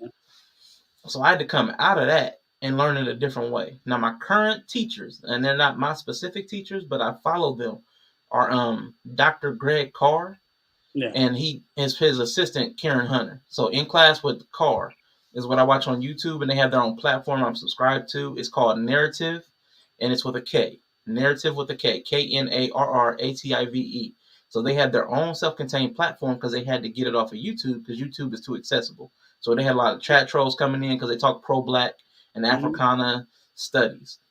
So currently, the way I'm redeveloping is a positive framework of Blackness, learning about, like you said, the positive contributions of people like Robert Church, Ida Bay Wells, the Carter G. Woodson, W.E.B. Du Bois, or Ralph Ellison. Like they're teaching the positive stuff and not teaching the trauma. So I can listen to the positive, but mainstream media, all you get is the trauma. How somebody died, how somebody was beaten. They just had the Emmett Till. They just had the Emmett Till story on TV, and they tried to humanize them. But I knew again they were going to get to the trauma because you can't avoid the trauma. You can't. But they're doing it in a way where they only talk really about the building and the victories. They're not talking about deaths at all. So that's what informs my Blackness, is an understanding of we're people, just like everybody else is people. But because we're separated out, separated and unique, kind of like the Jewish people, the peculiar people, we are truly peculiar because we can't ever assimilate. We'll never fit in. So, I mean, those things inform my Blackness, so to speak. Yeah, but that's completely divorced from my personal development. Okay. And you know what's it's funny you mentioned Dr. Carr and Karen Hunter, I got introduced to them through the Roland Martin on YouTube because they're on Roland Martin almost every night, but they speak about current issues, not some. And I know he's also a professor at Howard, right? Yes. Dr. Carr. Yeah. So, so I know him well, and he can get fiery, especially when talking about and he looked like them books about to fall on him and kill him, right? I'm like, man. And I know he done read them all twice, So exactly. He's my guy. Karen Hunter's my girl. There's a couple of other Reese, the lawyer. So Roland always has a fire panel and Black intellectuals, Black scholars that come in there and bring the knowledge. So I'm very familiar with him. And if people are not aware of him, whether you're pro-Black or just marginally Black, that brother and that sister, they bring it. They bring it. They bring the receipts. They bring the facts. So, I love it tremendously. And here's this a good way because, like I said, we're still in Black History Month, and when it's not going to be all month about Black History Month, but we're still in the Black segment. I want to know because, like you said, I think the Baywatch was a great thing that she dropped with the India RE. I'm glad to see Sister India was effective, because again, I knew nothing about Joe Rogan's transgression with the N-word. What I did know was what he had recently said, which was like a couple of weeks ago, as to because Trevor Noah did a big bit on who is Black. You got to be from the deepest, darkest, blackest. So I'm sitting there like, hell, I thought he was an idiot for that. And then when they did this montage of nigga, and I'm like, no, he wasn't saying it in a good way either. He was making fun. It was performative. Philadelphia neighborhood, Planet of the Apes, and and like I said, when you get a chance, go back, look at the chain of comments on that, and like I said, we had a great back and forth comments, and I got where she was coming from when she did what she said. I was like, sister, you're right, but however, I had a different perspective on it. And I was like, but see, my perspective is the enemy of my enemy is my friend. And justice, no matter how delayed, is still justice. So I can no more forgive Joe Rogan for all of what he said because nobody didn't bring it up at the time. Well, hell, I didn't even know about it. Then I could if somebody burnt the cross on your house 10 years ago. Well, they didn't do well, Rashawn didn't do it, but he still burned a fucking cross on his lawn. So I really don't care that it's 10 years later. It's still an injustice that needs justice. So, that's just my, perception on it. Obviously, he had to recycle it. But the bigger question that I wanted to ask you, because this will be part of what I'll be talking to Sarel, is I'm starting to find a problem with, or I'm starting to see, and I've noticed this strain of where people can speak about the Black community in less favorable, more disrespectful terms, non-Black people, that they never do to any other communities. And it's just not coincidental to me. I'm like, as you said, and again, I'm an ally of the LGBT community. So you're never going to hear me talk about them disparagingly. I'm an ally of the Jewish community. I'm an ally of most of these. So I'm not going to speak of them disparagingly. But I'm also not going to speak disparagingly of the Black community either. And I don't understand why all of these non-Black people feel like they just got license to speak so much in depth about the Black community, not from a place of care or respect or nuance. They'll just say the most stupidest shit that comes to their head, because they got a Black friend. You having a Black friend, remember, I told you, you can do something with a community and not be of that community, and you need to always be mindful of it. Just like I told Sarel Bey, I said, I'm not a woman. That's not my lived experience. I can be an ally of, I believe in equal rights. I'm an ally of it, but I'm not going to tell a woman what their struggle was like and what they should be offended by, because that's not my place. It really isn't. And if I speak as an ally, I think allies should fall back and let people of that community be out front. But I see when it comes to Black issues, You'll have a Latino, you'll have a white, you'll have an Asian. Anybody and everybody will get out front and just tell us what all our problems is, what our solutions is, what we need to do, this, that, and whatever. Man. And the biggest issue I got with it is it's always somebody that looks like us that's giving them fucking permission. And you don't see that from those other communities. I don't see LGBT people saying, okay, bring your straight ass over here and tell us about all our sexual orientation issues. You certainly not going to hear it in the Jewish community. I don't hear it in the Latino community. I don't hear it in the Asian community, where they invite people from outside to come in and to check them. So I'm like, and even if they did invite me, if the LGBT community invited me, I should have sense enough to know that ain't my fucking place. So I don't even go with it. I don't accept if Joe Rogan said, well, they asked me about black people. Is your ass black? No. Then just step back and shut up. So again, like I said, I love Whoopi. When Whoopi got into trouble about the Holocaust, I'm like, as soon as that word came up, you should have just shut it up.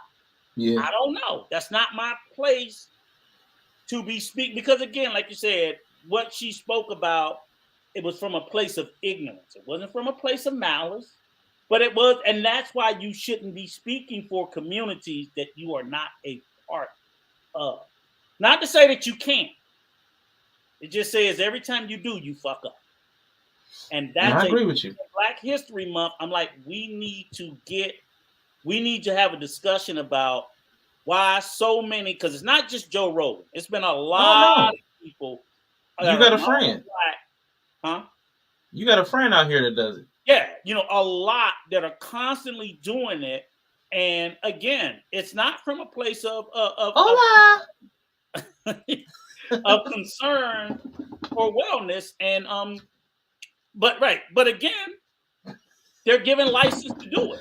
And they're given license to do it by a small sliver of people, but it's still fucked up and it's still wrong. The people shouldn't be giving them license to do it, nor should they want to take that license, whether it's given. Because you can give me license to sit there and talk for Asian people. I'm not going to do it. Like, nah, You go find one. I'll be there to support you. I'm going to sit on the sideline and y'all tell me what y'all need me to do. Or I'll do nothing. But I'm not going to get out front because that's not my place. It's just wrong. I'm not going to do it for women issues. I'm not going to do it for Muslim issues. You know what I'm saying? I'm not going to do it for the Muslim. What do I look like telling the Muslim community anything or speaking for them if I'm not adhering to that faith? That's just moronic, and they would take great offense to it. They would take great offense to it, and they should.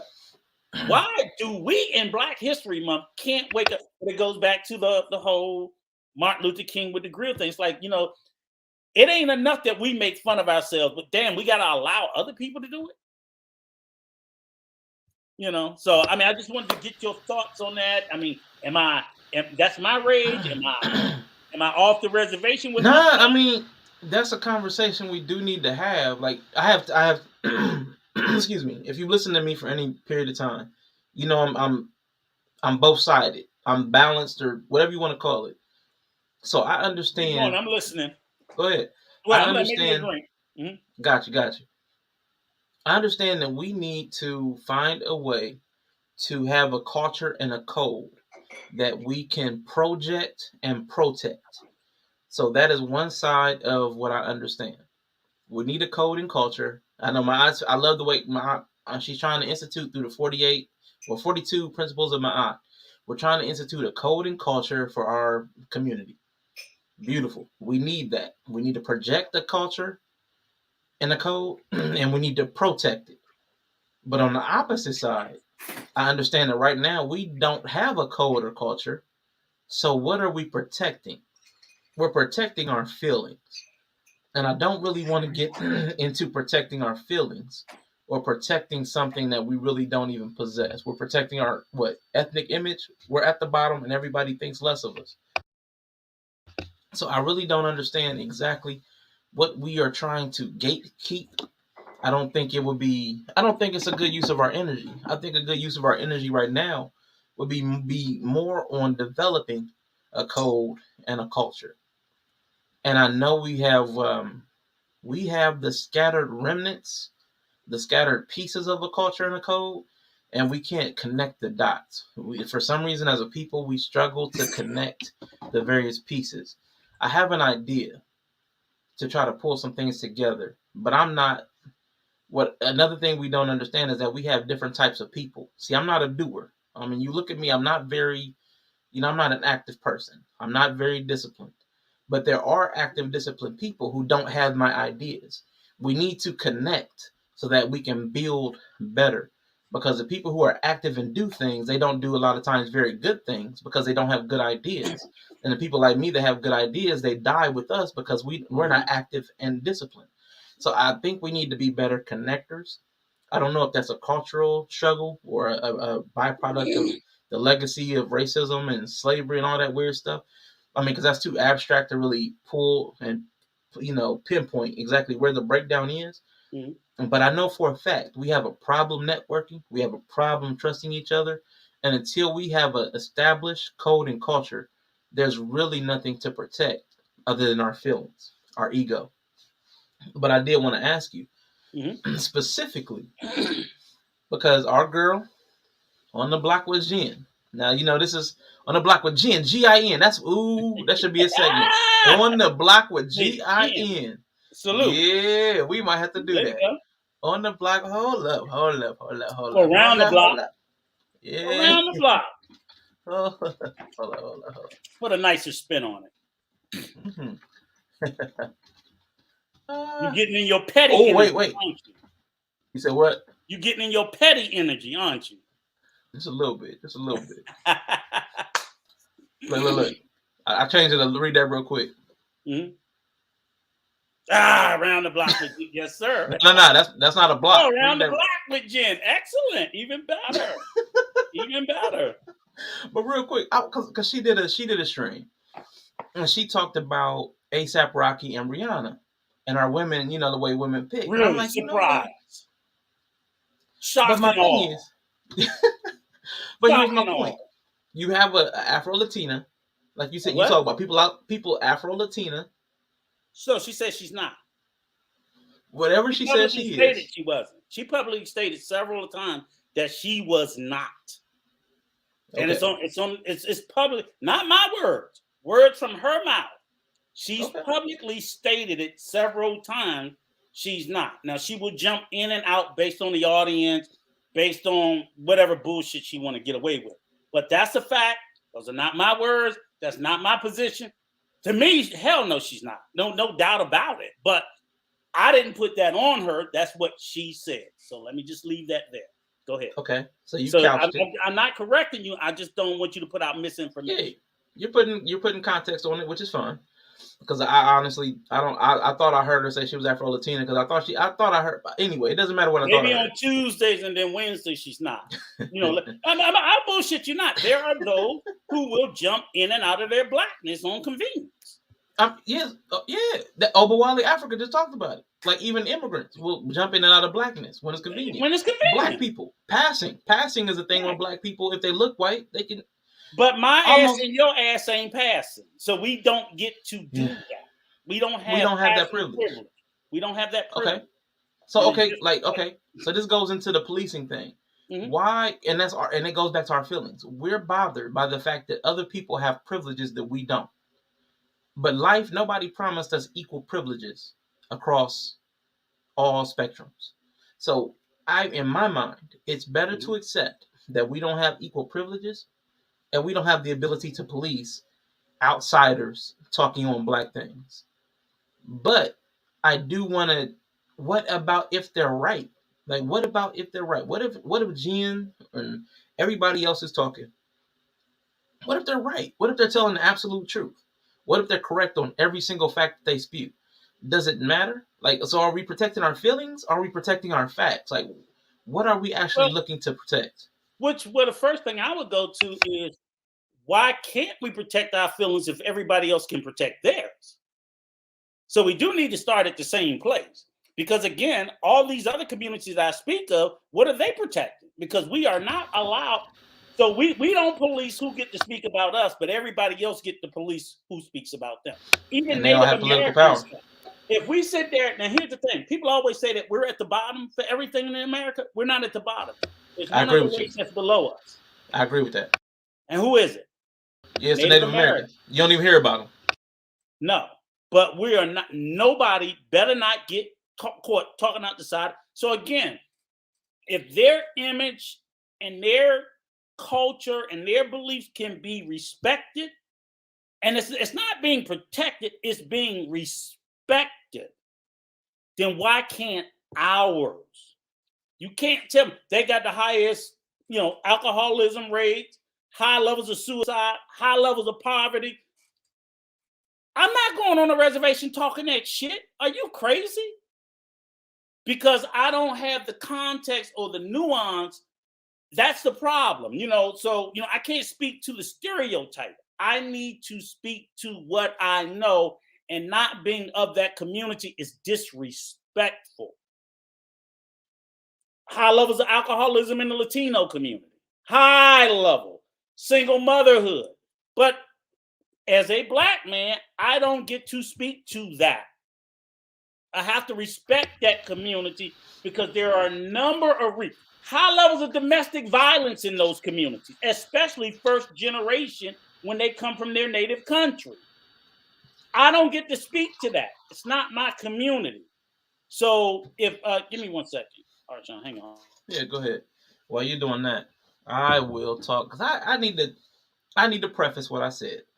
Now, just in case this gets back to on the block with Jen, I do actually like Jen. I do have a problem with her methods, like a lot of people in this space, but they'll probably have a problem with mine too, as was discussed on Conversations with King when I got shouted out.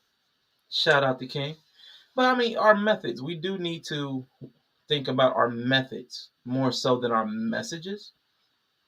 The message, the messenger, I think we can talk about that, but the methods people use to get a message out, is it one that's aggressive or diminishing, belittling? Like we talk about Kevin Samuels a lot. Lots of people talk about Kevin Samuels, not because the message is inherently untrue. Well, you say that. Not because there's anything wrong with him specifically, but other people do say that things wrong with him. But even when you critique him or critique the message, there are things that are true and valid. But the method, the delivery mechanism, I think maybe we need to spend more time thinking about the delivery. I think that's what a lot of people have a problem with Jen and that new young lady that's been coming around. I don't know her either, but I know her delivery. Delivery, man, the delivery. I don't know who these people are, but it's like, what is it, like FedEx, where they're just throwing your package across the fence, like no matter how fragile it says on there. Like some people are just throwing just fragile packages, and Jen comes in hot. That new young lady, Annalisa, maybe after she comes in hot. A lot of people, I think it's their delivery. It's not that their message is wrong, and it's not that there's anything wrong with them. I think we just don't like their delivery. And I think that's what the problem is when we're talking about outsiders. They don't come in with humility or respect, so we get triggered. And I think that's what we're really talking about. Okay, but here, you're right. A large part, you forgot the red pill girl too. I think Alan. The Femme Sapien. It's delivery matters. You know what I'm saying? Like I've told you, Arshawn, I can't be at my mother's funeral sitting at the casket and you come walk up to me, Rico, happy birthday. Motherfucker, I don't care what the message is. This is the wrong time and the wrong place. So when you don't get to go through life dismissing that. Delivery matters. People who tell you that, governments, we don't go to war because diplomacy. What is diplomacy? Delivery. Governments don't talk to other governments because any kind of way, because that shit will start a war. You don't get to talk to people any kind of way. Feelings matter. Other than that, they would just be just as curt and that. If you disrespect, this person became president. He didn't invite the. All that shit matters. It's hugely important. So for us to sit around and think in our interpersonal relationships that I just get to walk through life just shitting on everybody's feeling and being dismissive, you're crazy.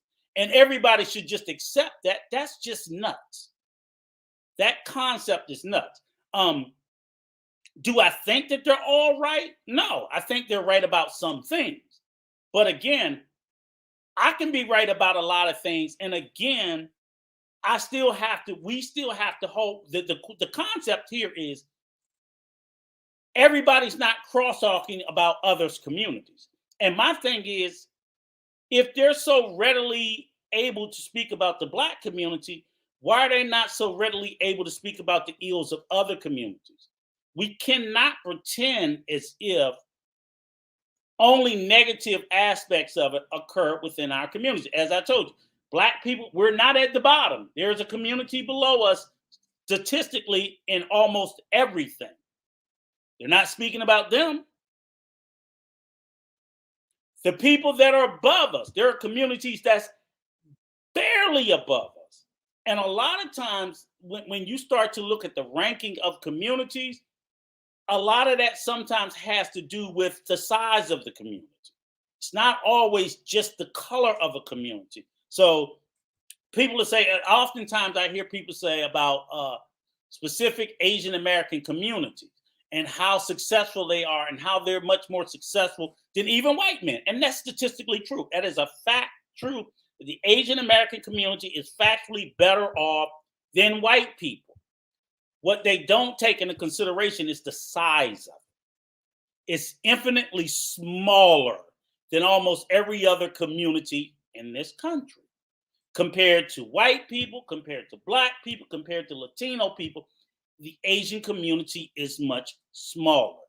So it's going to have a more increased chance. If you open the floodgates and let half of the Asian community in the country, that number will statistically drop because you're not going to get all doctors and lawyers and scientists. You're going to get people who have jobs in a lower socioeconomic environment, and that brings the overall percentage down. So obviously, the unfairness, this is where white supremacy, because to be honest, as white people being the largest group in America, they shouldn't be at the top or damn near at the top of everything. But they are because of white supremacy. It is because of white supremacy why they are at the top or damn near at the top of everything. And the Asian community is significantly smaller than all other communities by a lot. Not by a little, by a lot.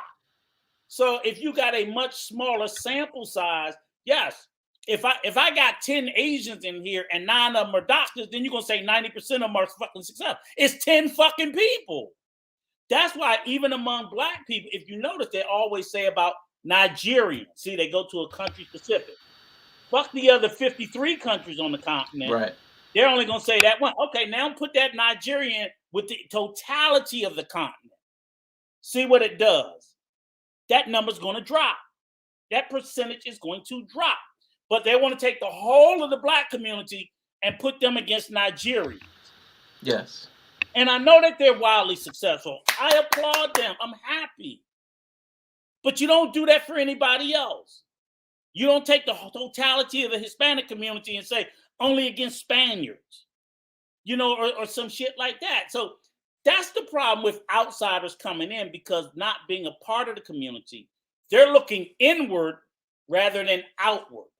See, when we look outward, we see those that are against us. When they're looking at inward, they're standing next to the people that's against us. They're standing right next to them. That's their perspective. That makes sense. Their perspective is look at them, and they're standing right next to them, or right in front of them. Proximity to whiteness. Yes, proximity to whiteness, and none of that ever comes into their conversation. So you never hear that on the block. You never hear that. Let's not pretend that shit doesn't matter.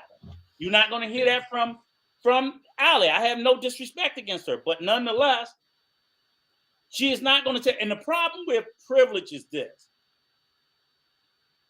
The privilege being aligned on color is highly problematic because it's an unearned privilege, and it's a privilege that we can't do anything about. Mm-hmm. You know what I'm saying? If you said, oh, the privilege was on intellect, okay, I can study and read. If it's on strength, okay, maybe I can work out more. If it's on, things, but we can't do anything about that. And that's a structure of white supremacy. And it's not like, oh, okay, well then mix the shit up and say, okay, well, tomorrow it's going to be red supremacy. Okay, well, we're closer to red than the white, so how y'all going to like that? You know what I'm saying? Or fuck it, we're going to go from a patriarchy to a matriarchy. Men here would be losing their fucking mind. Mm-hmm. They would be losing their mind. And that's what I'm saying is it's unfair for outsiders to speak. And I don't buy the argument of, well, what if they telling the truth? And what if they're not? And again, why do they get licensed? My thing is, I would be more open to it if they were speaking about other communities. I'm scouring. I can't find them speaking about other communities. And like I said, we're not at the bottom. There's somebody underneath us. And then the people that's above us, they're slightly above us. So if we're hypothetically, African Americans are 30% to get kicked out of high school. Well, who's 30? Oh, Latino Americans are 32. That 2% make a fucking difference that you can't speak about them too? Mm-hmm. You can only speak about the 30. You can't speak about the 32 dropout rate. Or teen pregnancy. You know, of all these metrics, you can only speak about the black one, but the one that's 1 or 2 percentage points higher, they're exempt from scrutiny. That's bullshit. Mm-hmm. And those other communities are not vastly superior than us in all of these negative metrics. They're like right on our asses. I'm like, if you blow hard in any particular way, it can flip. Mm-hmm. So I'm like, you know, I constantly. Oh. Yeah, that's the boss. You want to come say hi to Arshawn, Mar?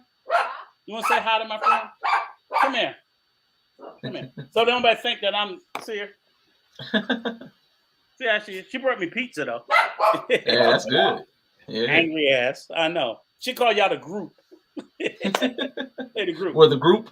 Yeah, the group. She like the that's group. What's up? I know. Let me hang on. Hang on. She want to talk to you, Arshawn. I say, let me see who's the people who's taking my man away every night. Oh. Look, sorry about that. Change the hours 6 to 8, so we're not doing late. We did change the hours. And they kicking me off in a couple of minutes. Very soon you're gonna hear in the news somebody's being talking. Yeah. Nice to meet you. Yeah, see? So you can make sure you tell everybody, no, it's a real woman. Yeah, we know that. Yeah. But that's cool, man. But that's Nina. Zip it. That's why she got one eye now. The little white one. But yeah, you know, at the end of the day, that's my position where I come from on that stance, and where, you know, I feel about everything.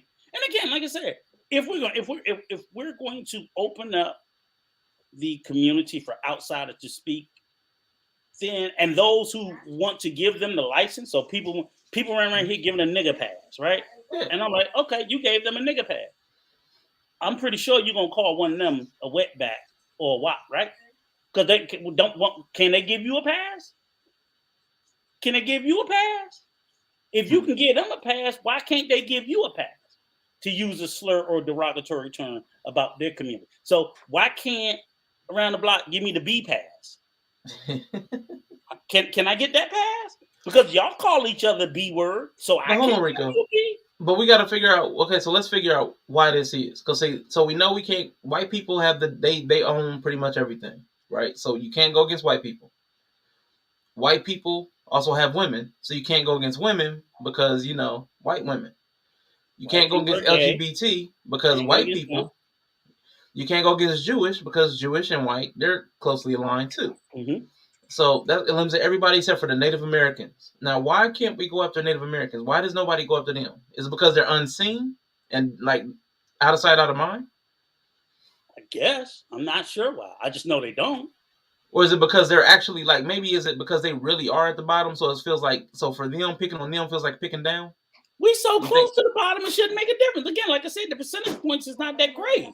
I mean, I get what you're saying, but I'm I'm just trying to figure out the psychology. Like, 'cause I knew. Like, but then like what does truly. that have to do? So then Asian and Latinos is because of proximity?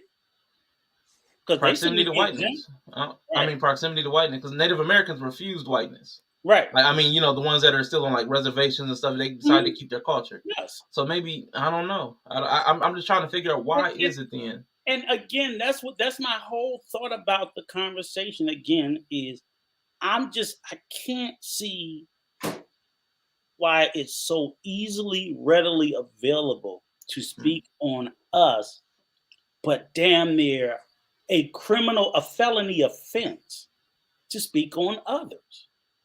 And I agree, you shouldn't be speaking without respect on others, 100%. Mm-hmm. Well, why in the hell is it like it's just open season to speak on us from people who come? And again, I push back on the premise that what they're saying is true. I think they speak to what they believe is true, or what they think is true. That doesn't make it a truth. For the most part, they're regurgitating what someone told them, because the next time my exact words, this is the exact words I heard from around the block. Well, this is what black men come and tell me. So you speaking the truth, or you just repeating something that somebody told you? Uh-oh. Yeah. But I'm telling you something totally different, but you're going to shut me up and shoot me down. Yeah. How does that make sense? I don't know. This is something I'm going to have to think about. So you can't say it's a truth because somebody told you something.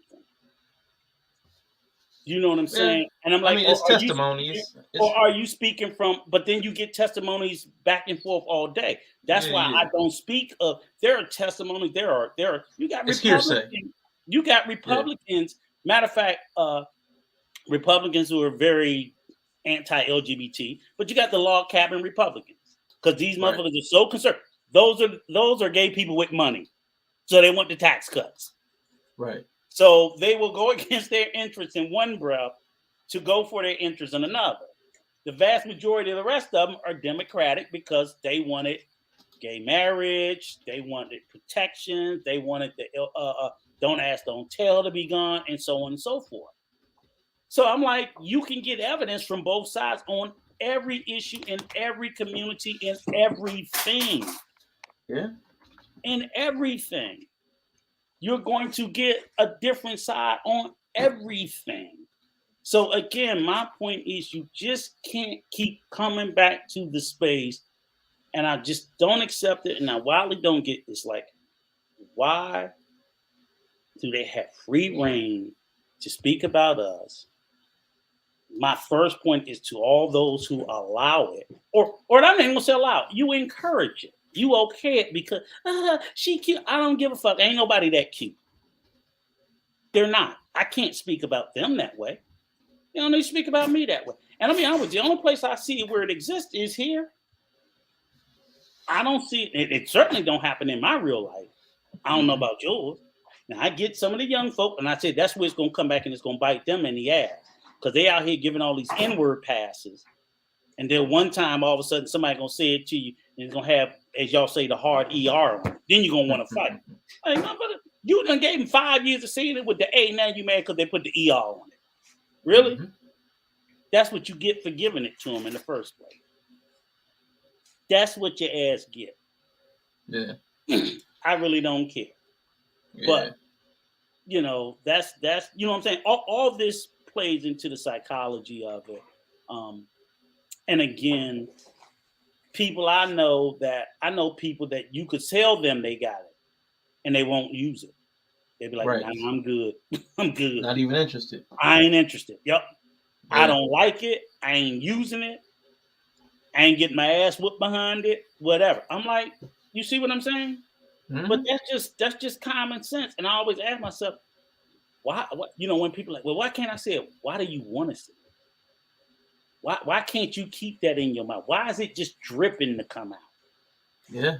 For what? Joe Rogan, I'm fascinated with the word. Why? Yeah. Why? And that's what I was saying. Fascinated with the word. Are we just more interesting, Rico? Like maybe that's why people want to comment on us. You don't? Maybe we're just more fascinating. No, I ain't giving them none of that bullshit. No, knock it off. No, they are. When someone tells you who they are, believe them. No, I believe. Now listen, I believe what you're saying. And their actions. Yeah. I believe that, but I just wonder though, like, I mean, because there is a lot of fascination with blackness. There's a lot of exploitation. Wait a minute. Now maybe this is the same as our exoticals. Maybe they're just as fascinated with us as we are with these outside. Like maybe it's just novelty. Then find a way to be respectfully fascinated. Just be respectful. That's it. I would love to be exoticized, but be respectful about it. Because I even think, like you said, I think even the sexual fetishization of black men, I think is problematic. You know what I'm saying? So I'm like, be respectful about it. You know, don't be disrespectful about it. But I know we're getting towards the end. Yeah. But here's the deal. And I know we're running over a little bit long, but I want to stick with this. I just to make things a little bit lighthearted. Mm-hmm. I was thinking throughout the day, and I didn't write them all out, but I got caught up on this language thing, like certain words. And it's funny because, you know, I know that people oftentimes talk about black people in their slang, and we call it Ebonics. And I'm like, you don't realize that a lot of other communities do that too, but they coined a term for us. But I'm like, Spanish people do it too. It's called Spanglish. Yep. Asian people do. I mean, what I'm saying is basically you're taking English and you break it. Now maybe we didn't have a particular native language to mix it with, and it's just broken English. It's just busted English. But you know, it's always look. In particular, they don't look at Spanglish as ghetto as they do Ebonics. Same thing with the broken Asian dialect. But Ebonics, you know, it's bad. It's ghetto. It's this, that, whatever. Lesser learning. And I'm like, but they all speak these broken languages, and no one seems to care or care as much. Yeah. And again, like I said, it's not lost on me. But I did have a couple of lighthearted words that I just ran through my head, and I think about when I was a kid. And I just wanted to know if you had any. A couple of my favorites was, I know, like when I was growing up as a little boy with my grandmother, she used to always sit there and tell me, like, "Boy, you spewed me." And I was like, "What?" And she said, "You sputing me." And I'm like, "What?" So do you know what sputing me means? Disputing, I'm assuming. Yes, right. So it was just like, I would be like, and then she would get mad at me because like she would she taught me my love of reading, so I would do comic, and she would tell me a word, and I'd be like, "Grandma, that's not it." And she would get pissed. Mm-hmm. And she was like, "Franz," my mother's name was Franz. "This boy in here sputing me. I'm gonna beat his ass. He spewed me again." Right? Because she was gonna beat me because I was right, because I questioned her about a word. Yep. And I kind of wonder, like, there's some of these words, a lot of them are kind of Southern, but like, where do they travel and land in the country? So that was one that always tickled me to death. I say it to my kids every now and then, my grandkids, and they give me the same look, like, "What the hell is he talking about?" I'm like, "Boy, you spewed me." And then like another one I use a lot, and I heard somebody younger say it, and I said, "I know this is still in rotation. It's fitna." Yeah.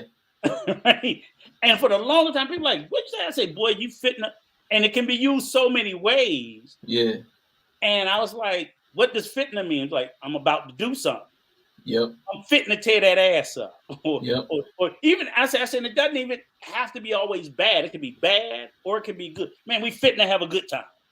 Mm-hmm. And that's a word that like is close to my heart, like fitna. And I was like, I can't even spell it. I don't even know how the hell you spell fitna. Yeah. Or finna. I don't know how you even spell it. But it's a word that's used, that's in our lexicon a lot, you know. And this is one that kind of tickled me to death because my wife's cousin husband in Salvador, and he told me about his dad, but it's also like sort of a spinoff on a Southernism, because I don't know if you're you probably remember Smokey and the Bandit. I didn't watch it. But yeah. Okay. But they had the great Jackie Gleason, which was the Honeymooners. And he would say, like, Burt Reynolds was Smokey, the car driver, and he was running interference for the semi truck driver, and he would always try to catch Burt Reynolds, and every time he would get away, and he'd look at his deputy, he'd be like, "Boy, you's a stupid son bitch," right? So he would say "son bitch," right? Mm-hmm. So the word it's like that's son of a bitch.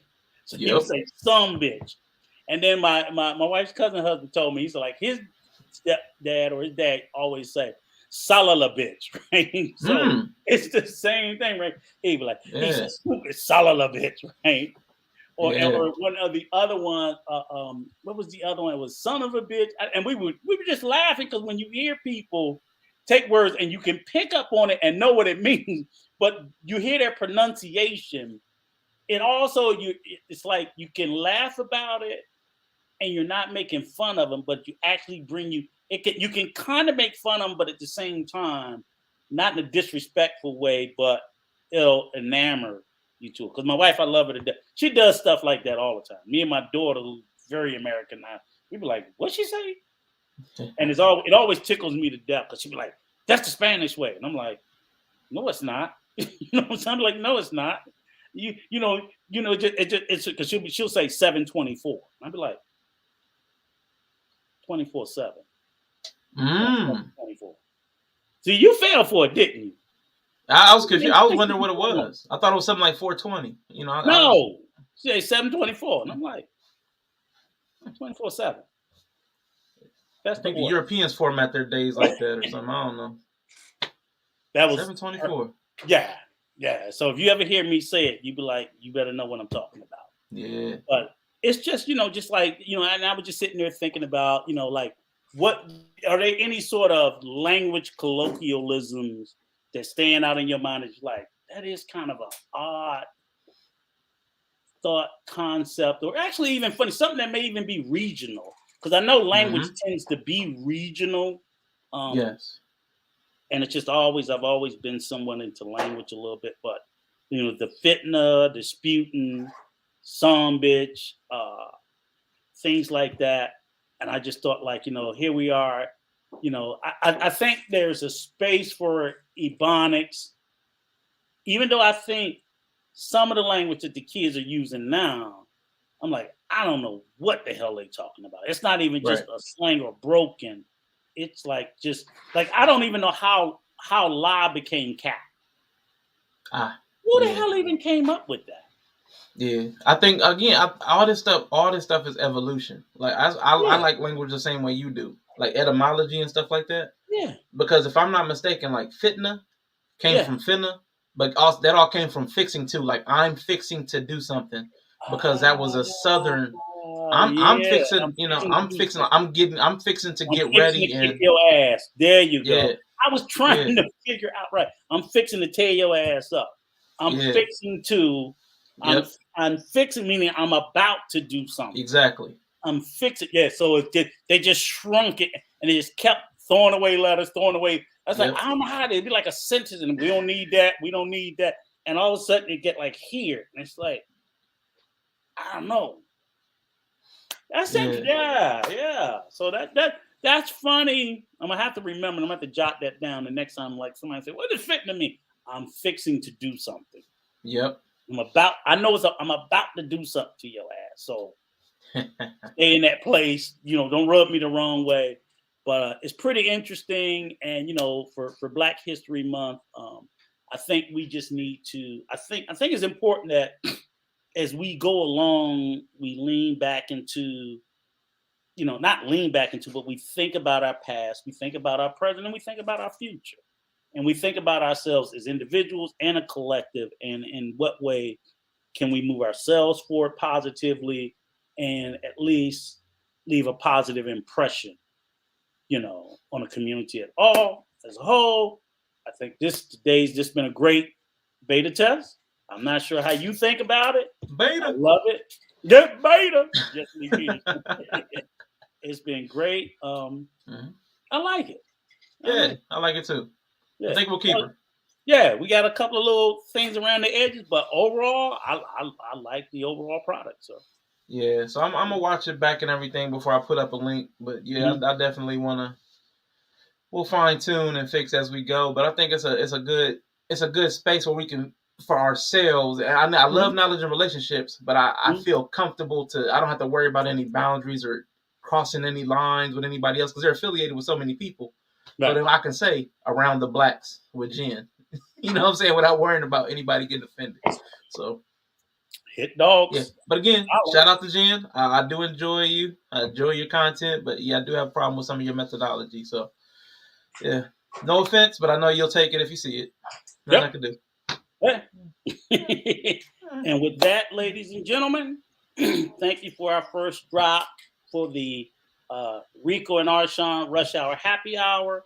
And we'll let you know when we're going to do this again, when you can come back to our next regularly scheduled programming. Look to see us in these streams a lot more. And give us plenty of feedback. We want it, again, as Arshawn said, drop a comment. If we're trash, please tell us. We're not here looking for a bunch of platitudes. We want correction. We want things to be pointed out. And in the future, we may get to a space where we'll do pull-ups, and we'll let you know. Pull up, come, take us to task, challenge us. We're looking forward to it. Oh, yeah. With that, Arshawn? Yeah, I got nothing but last call, everybody. Last call. To you, sir. To you. And to you, Rico. And to the wife, lovely wife. Hope you enjoy your hear evening. That, she's like, She ready to cut my head off. Yeah, but I hope you enjoy your evening. You're getting out earlier, and then I'll see you on Wednesday. And I'll try to come up with something, but I think it's going to be something more conversational and loose like tonight. Cool. Excellent. I will see you then, sir. Yep. Have a good one. Have a good night. Yeah, bye. All right, everybody. I'm just going to play that. I didn't even think about this while he was on. I'm just going to play the thing as we go out. Where is it at? I'm so sorry. I'm so sorry. Yep. See ya.